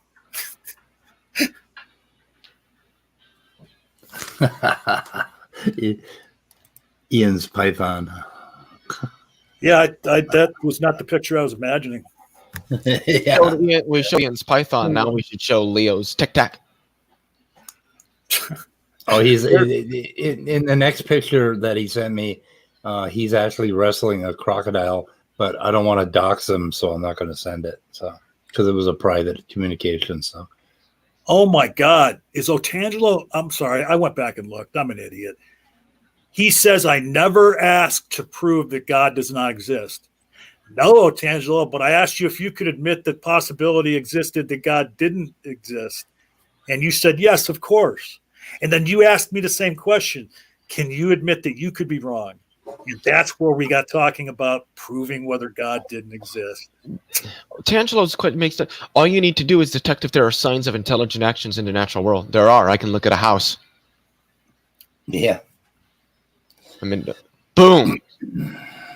Intelligent actions happen all the time in the natural world because, well, we are intelligent and we are in the natural world, and we act in it. So I did what?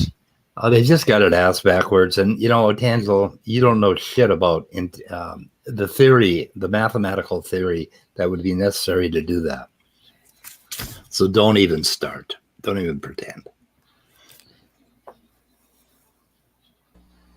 Yeah, the intelligent design argument, that's just I think I triggered Otangelo. one of the worst. Tangelo. Well, He just said, "Shut up, fool," to Leo. they've got it completely upside down, the intelligent design. Basically, the natural world created what we call intelligence. Exactly. And they look at themselves like these dumb apes look at themselves and say, "Oh, we must have made the world because we can make a flint axe." Yeah, well, there are signs of intelligence that aren't human. Look at a bird's nest. Yep. Yeah. Look at a beaver dam. Yep. Look at a deer bed.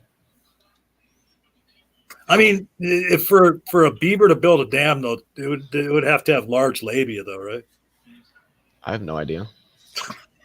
Never mind. Okay. I would think you'd have to have a large clitoris instead, but that's Okay, just my all model. right, you pulled it back. You pulled it back. It's a family show. This is a family show, guys. Come on. Well, you can't have families without beavers, am I right? Can't even talk about fucking Tangelo, beavers. the only way that you can construe Leo as a fool is in his belief that he is someday going to marry whatever the hell her name is from Game of Thrones. I can't even remember what her name is. God? God is her name. Her name is God. What is it? It's like Melania. Amelia. Oh, Amelia. Oh, I called her Melania. I wouldn't touch Melania with a 39.5-foot pole. Well, I mean, the thing is when you talk about Melania, I mean, you're talking about something that's like 26, 27% man-made. Yeah. Amelia is all natural. You're talking about a woman that dyed her hair blonde, man. She's not all natural. Yeah, she did that for a movie. A movie. Yep. Last Christmas. For a TV series. No, Say she hi didn't. That wasn't her actual hair in the TV series. It was a wig. But they did have to dye her hair like every time for filming. And then it would have to stay dyed as long as they're doing filming. That way you couldn't see traces of brown underneath the wig. And so towards the end of the series, she did just dye her hair blonde because it was annoying having them consistently dye it over and over again. And then for her movie Last Christmas, there was, I don't know if it wasn't fully dyed blonde, but there were like prominent blonde highlights in her hair for her character. And it's slowly going away. I asked if machines are always made by intelligence. You said yes. Proteins are literally molecular machines. No, they're not. No, you dumbass. I didn't say what you said. I said that yes. And then I went on to qualify it because there is not, you don't know what an analogy is, dude. There are no actual machines in biology. When Otangelo can swim out to the Pacific Ocean and find me, the legend, I will believe him. Yep. Or when he can find a latitude or a longitude line actually present on the Earth, not just on a map, I'll believe him. So when you find me those lines, I will believe you that the proteins are literally machines. Hey, so do you think my impression of him is good enough to like make a soundboard? Possibly, yeah. Yeah, I think we need an Otangelo soundboard. Definitely. Speed, say hi to Stanley. Stanley's here. Oh, Stanley. Need the link. Where the hell's my PDF? Stanley? And it sounds like you're saying the name Stanley. Stanley. I think I might just start calling him Stanley. Stanley. Like not Stand Lee, but Stan Lee. Yeah. Stanley. Stuttering Stanley. I bought the book. Where's my fucking PDF? Where's my electronic copy? Damn it. I actually paid for this fucking thing. Damn. He is such a disappointment to me. Yeah, I mean, I'll tell you what, Standing, I think that your book, after what I got to look at it, it kind of like is right on the fucking border of plagiarism. Yeah. You could at least give me the PDF so I can click on the fucking links. I mean, if your book was a YouTube video, you would have already gotten a strike.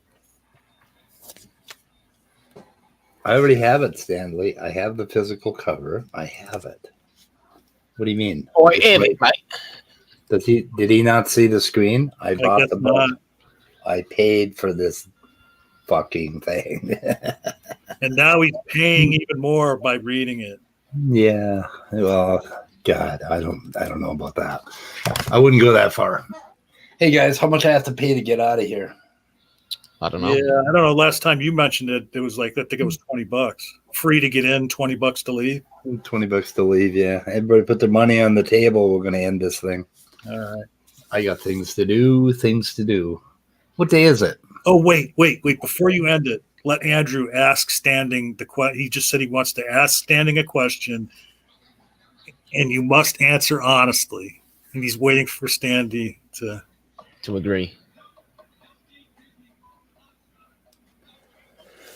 Oh, You know, I'm loosely using the word plagiarism, Standing, because there's only like, I don't know, 25 of your own words in the whole book. Yeah, you sure. you What's the sourced question? it. You sourced it, but you know, you made it so hard for people to check the sources by the way you sourced it. Yeah. You certainly didn't source it the way most researchers source their books. I swear I'm not going to buy any more books from Stanley unless he sends me a PDF of this one. Yeah, that you can actually click on the links. Yes, I want to click on the links. I'm not typing those goddamn things in. Anyway, he just the Parsons paper. I actually have like 15 copies. I downloaded it like 15 times accidentally, and the Parsons paper is like his favorite one, the FBI thing. You know about the John Otangelo has asked you to prepare yourself. He will be waiting. prepare your debate. Ooh, this is Angelo serious. Grasso basically is saying, "Prepare yourself. You killed my father." Do it on my channel, and I will use the Zombiever poster as a cover for it. How many paces are you going to have to walk? That sounds like a duel type thing. You'll have to walk the paces, turn around and shoot. Stanley has consented to answer Andrew's question. Okay. I know. I saw that. Waiting for the question. Andrew asked the question. Oh, he did. Okay. Yeah, it's right. Yeah, there it is. And Standing gave an answer that's not an answer.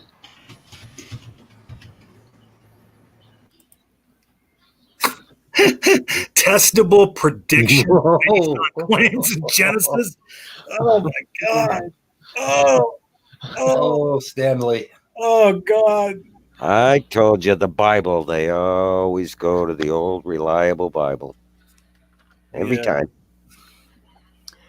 Where did you find out about the Bible, Stanley? How did you empirically discover the Bible? Is what I want to know. God gave him a revelation that there was like these gold plates buried in his backyard. Yeah, did God give this revelation to every one of you Christians that go look at the Bible, that's the source? Or did you discover the Bible in the same way Trump supporters discovered Trump? A fucking reality show. I mean, the worst evidence of anything is the Bible says.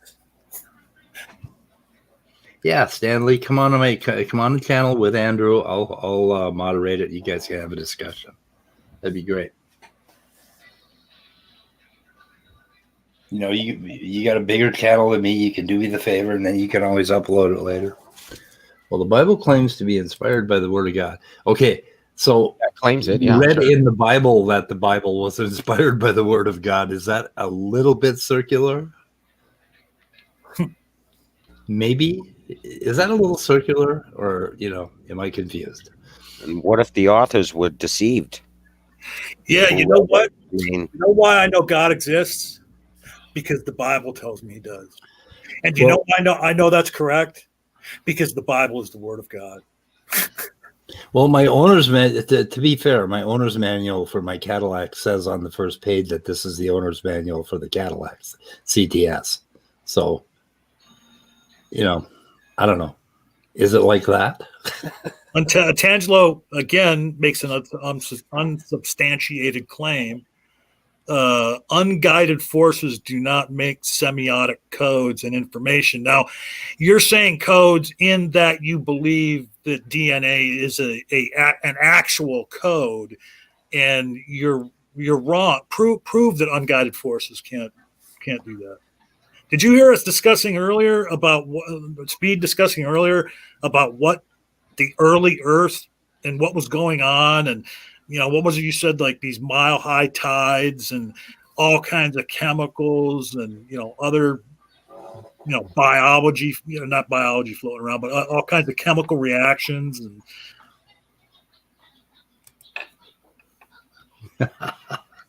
Okay. Kafai, step away from the mushrooms. I was just about to say the same thing. Kafai is a big Dawkins fan. He Really? likes him. Oh, yeah. I just found that out. Yes. Oh my God! Oh, come on, Kafai. He is. Please verify that for me. Oh my God! He said, "Don't straw man me." I never said that. You never said that DNA is a literal code. Oh my God, dude! Did you fall and hit your head? Okay, Andrew's got another chapter. It's immutable. I did not say that DNA is a code. Am I misconstruing something, Speed? He did not say that DNA is a code. That's what he's saying right now. Yeah. I as far as I know, I mean, unless we've heard it so many times from John Maddox that we're, Untangelo is right. Untangelo is right. He has been saying that DNA is not literally a code. I've heard him say that. Really? Yeah. Okay. Yeah. Well, why did he ask me that question a few minutes ago about code, unguided forces and code? What were we referring to? He says that DNA itself is not a code, but the relationship between codons and the proteins that they make is a code, and it's still not.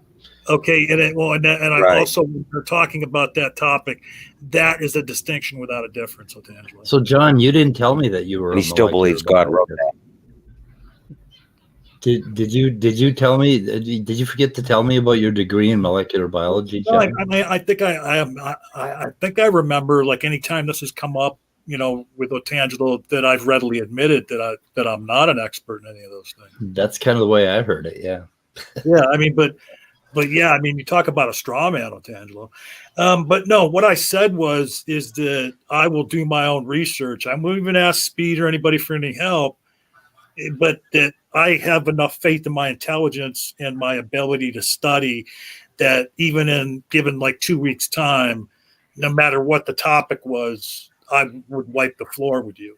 And the thing of it is you won't see it. You would never acknowledge it, but everybody that sees it that is not like a dumbass young Earth creationist like you, they'll see it. That's all that matters to me. Does anybody know what the word arrogand means? Is that like what is that? Arrogand? How do you spell that? ARROGAND. Otangelo said, John, if you were not such an arrogand know-it-all, I would explain it to you. I don't know what arrogand means. Why doesn't he just come in and explain it? I mean, he's talking That this would much be shit. arrogant. He just misspelled it. Yeah, I He's know. saying I was being a smartass. facetious. Yeah. I mean, I think it's I fun. didn't I've been taking. I'm sorry, I didn't mean to interrupt you. I've been taking some shots at you, Otangelo. I think it'd be more correct to say I'm an asshole, not an arrogant.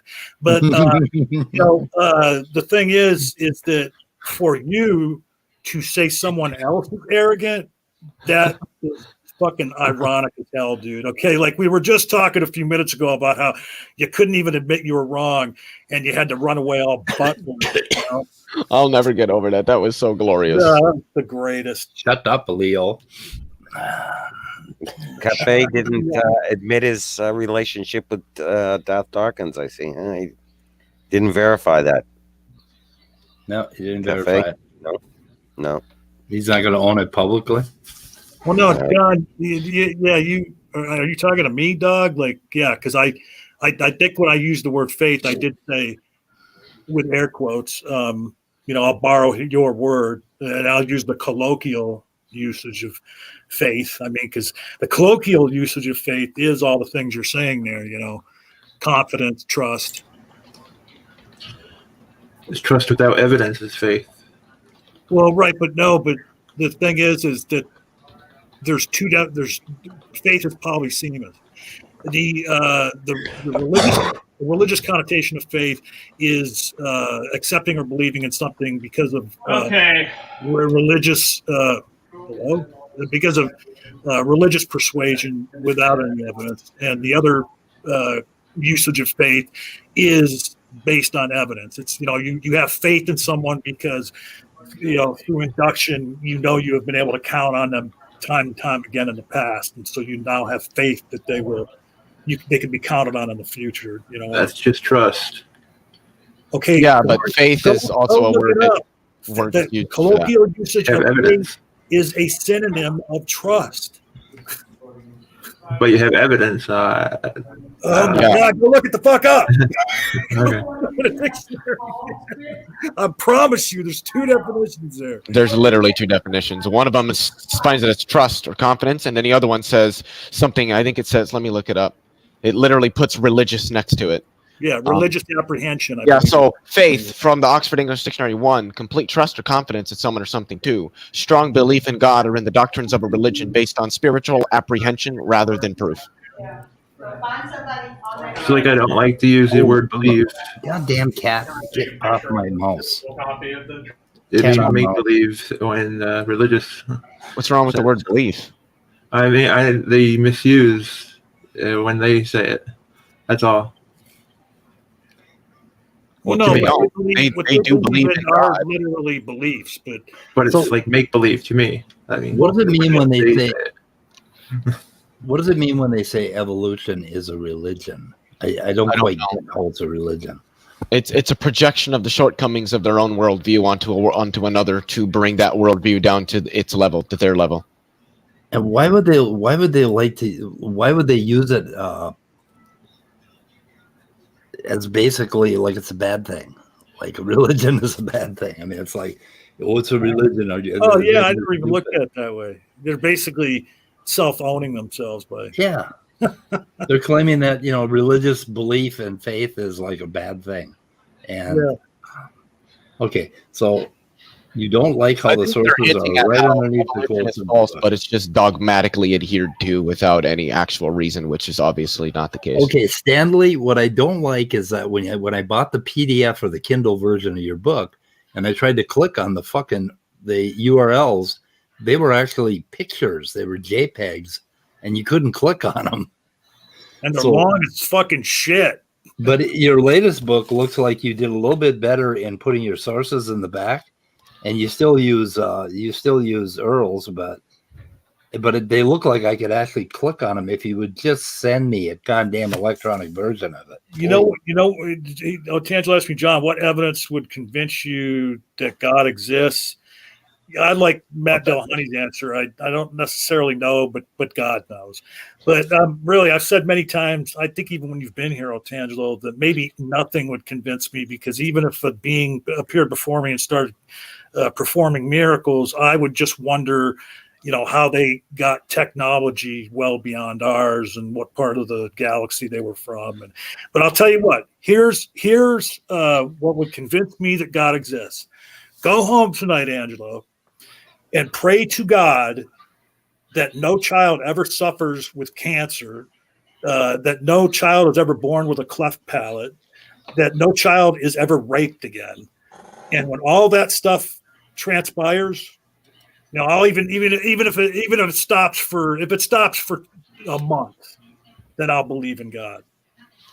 I love that question, because what they're asking for is for you to provide the evidence that they need to provide to convince you, even though you might not know what it is. So what I do is I give the standard of evidence, like to look up the word evidence and what it means and what you have to meet that definition, and that's what I want. I want a body of objectively verifiable data, that which concords exclusively with or positively indicates that God exists over God not existing. Oh my God, I want to reach right through the internet and fucking strangle this motherfucker, man. So you want to remove free will? No, you dumbass. What does childhood cancer have to do with free will? You fucking dumb motherfucker. I was gonna say that. I was gonna say, then you won't have free will, and he beat me to it. Everybody was talking. Cafe, I'm not parroting anybody. I've said that same thing since I became an atheist 6 years ago. I just noted that Aaron Ra said the exact same thing, and I happen to like his particular semantical wording of it over the one that I would use. Yeah, because I'm sure Coffee has never quoted anybody in his life.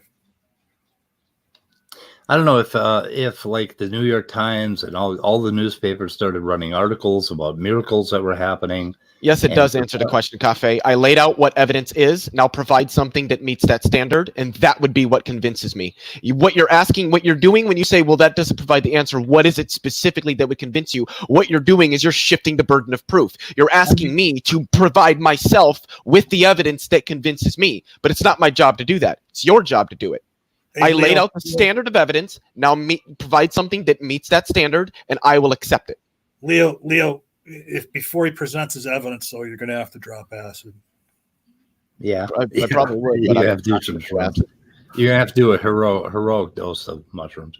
But the same evidence that convinced me that pine trees exist would probably suffice to convince me that God exists.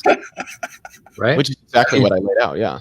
I mean, if I, ran into them all the That's a time, good if there are answer. articles about them, if I saw them on movies and people, I mean, the same kind of evidence, it would be an accumulation of things. It's why we believe in what we believe about the world. We have been hit over the head with evidence after evidence after evidence. And actually, it would almost be worse if you were able to prove to me that the God you follow, Otangelo and Caffey, I'm assuming you follow the same God.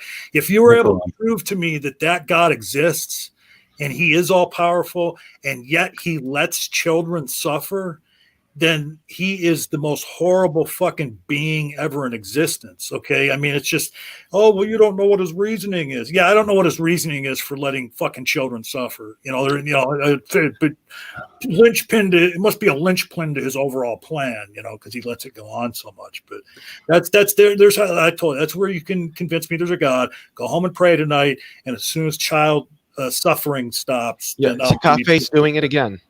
He's shifting the burden of proof. It's not my job to provide what I would accept. It's your job to provide it. You're the one making the claim that God exists. Now you provide the evidence for it. I've laid out what I would accept as evidence. Provide something that meets that, and it will convince me.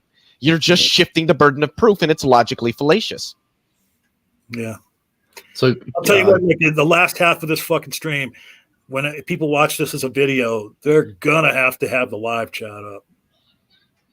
Oh yeah, I guess so. Yeah, I've been trying to put some stuff up, but standard of belief is a lot lower. God is described in the Old Testament is kind of a dick. Problem of evil isn't a problem if you drop omnibenevolence. Yeah, omnibenevolence. Yeah, I don't really the problem of evil, from a Buddhist point of view, there is no, you wouldn't call it evil. It's just good shit happens, bad shit happens. You couldn't have one without the other. You got to have something to contrast things with. You can't have black without white, no yin without yang. Kafai believes in a different God, which he, for the life of him, cannot define. And yet he sucks Christian dick all the time. I don't know why.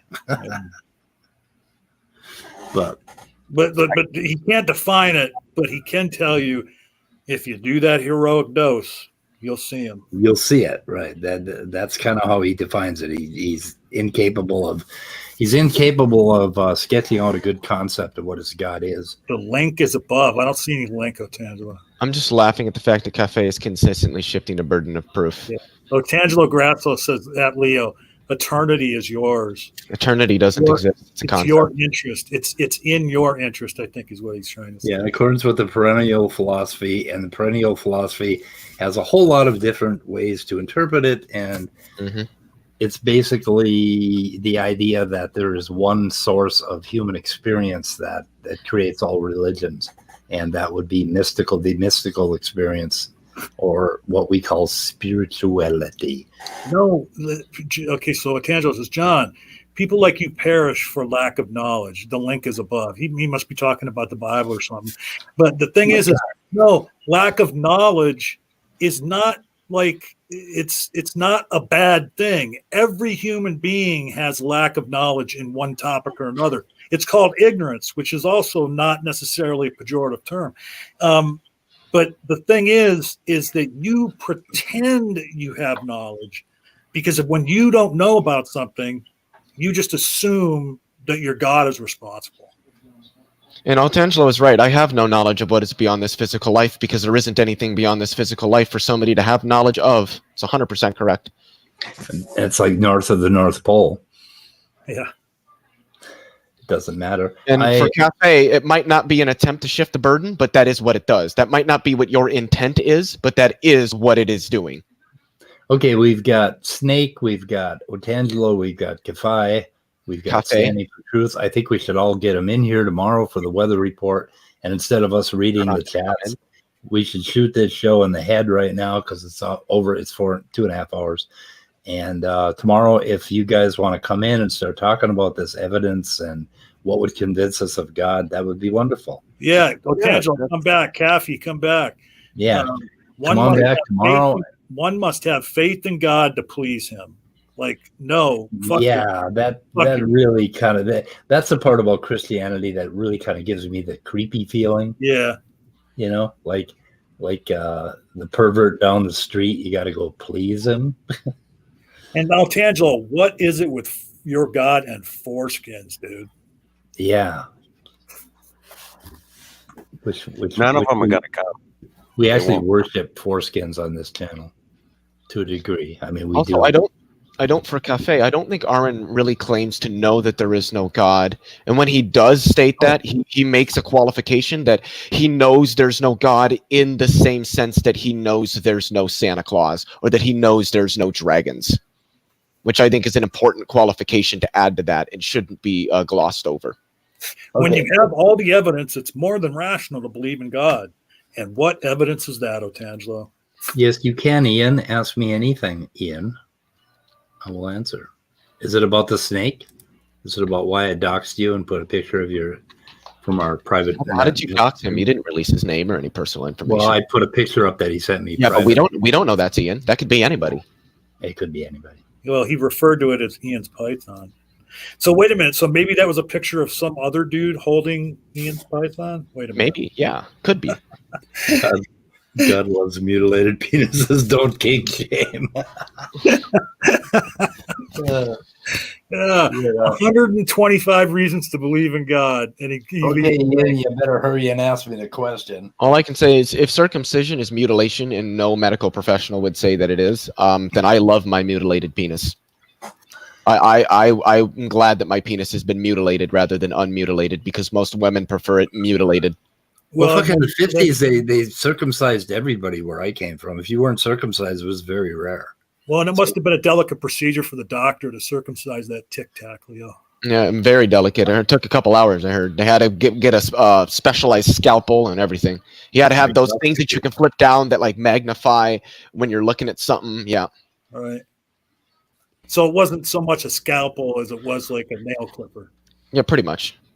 Like this stream has been a real roller coaster, huh? Wow. It was a flaccid python. Yes, I can host your debate on my channel. Netflix going to agree to debate you again, Ian? No, he wouldn't come back. We might be able to get Gavin, and I could having the mute button on Gavin and having the ability to remove him from the room would be kind of fun. Here's wait. Forget Gavin. Here's the best idea ever. Have Ian debate whoever that nutter we was listening to yesterday. Jason Ezard? Yeah. Oh man. I don't think Ian could do that because he lives within like 600 miles of him. So he could probably come over and kill him. I don't know. Yeah, that's a bad idea. That's true. There's something else I wanted to point out about Cafe's question. What evidence would change your mind? Evidence. As long as it's evidence, I don't care what it is. As long as it meets the standard of what evidence is. And we can agree that it meets that standard. Hey, Steve, Otangelo wants you to take his wrench away so he can block Top Dog. He'd rather not. He'd rather have the ability to block Top Dog than to have the ability to put links in the chat. Okay, wait a minute now. If I take his wrench away, he can't block him, right? Oh no. But he can. I get it. When you're a mod, even if you yeah. block somebody on YouTube, you still see their comments because you have to be able to moderate them. Right. Yeah. Okay. Well, afraid I can't do that, Otangelo. That would be unfair for me to take your wrench away and not take away all the atheist wrenches. And this is a unbiased channel, as we know, right? I mean, and also if Top Dog's irritating you, we want you to be able to see his comments. Cafe is not getting it at all. It's your job to find the specific evidence as long as it meets that criteria. Leo, Kafai is off tomorrow. He said he would come in and talk to us about evidence. All right. We have that confirmation. So we have the confirmation. Awesome. Yeah. And that's why it's asking me to provide the evidence that I would need to be convinced. I don't know what it is, as long as it meets the standard of evidence. Boys and girls, the sun is going down, and I want to walk outside before the sun goes down because my life actually may depend on it today. I really have to go see the fucking sun. So could we end this? It's out, isn't it? I just have to point out, though, you reminded me of something with what you just said, is that, but when I found out that I can't even think of what the fuck his name is. Who's Rocket Man? Who's the Rocket Man dude? Oh, talking about. Anyways, I gotta hop in the shower, so I'm gonna take off, guys. Okay, goodbye. Elton John. Elton John. Elton John? I kept thinking John something. Yeah, Elton John.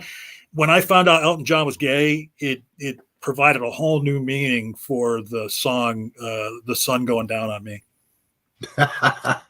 Anyway, I got about 15 minutes left. We're going to end this thing. So, okay, I'm going to end the live broadcast now because, like, my life depends on getting out in the sun for just 15 minutes. I swear. It's getting pretty dark in here. Anyway, so going to end the broadcast. See you all tomorrow, where I believe Kafai is going to explain evidence to us for God. And we can have a little chat about that. Maybe Danny will stop in. So, anyway, bye world. We're ending.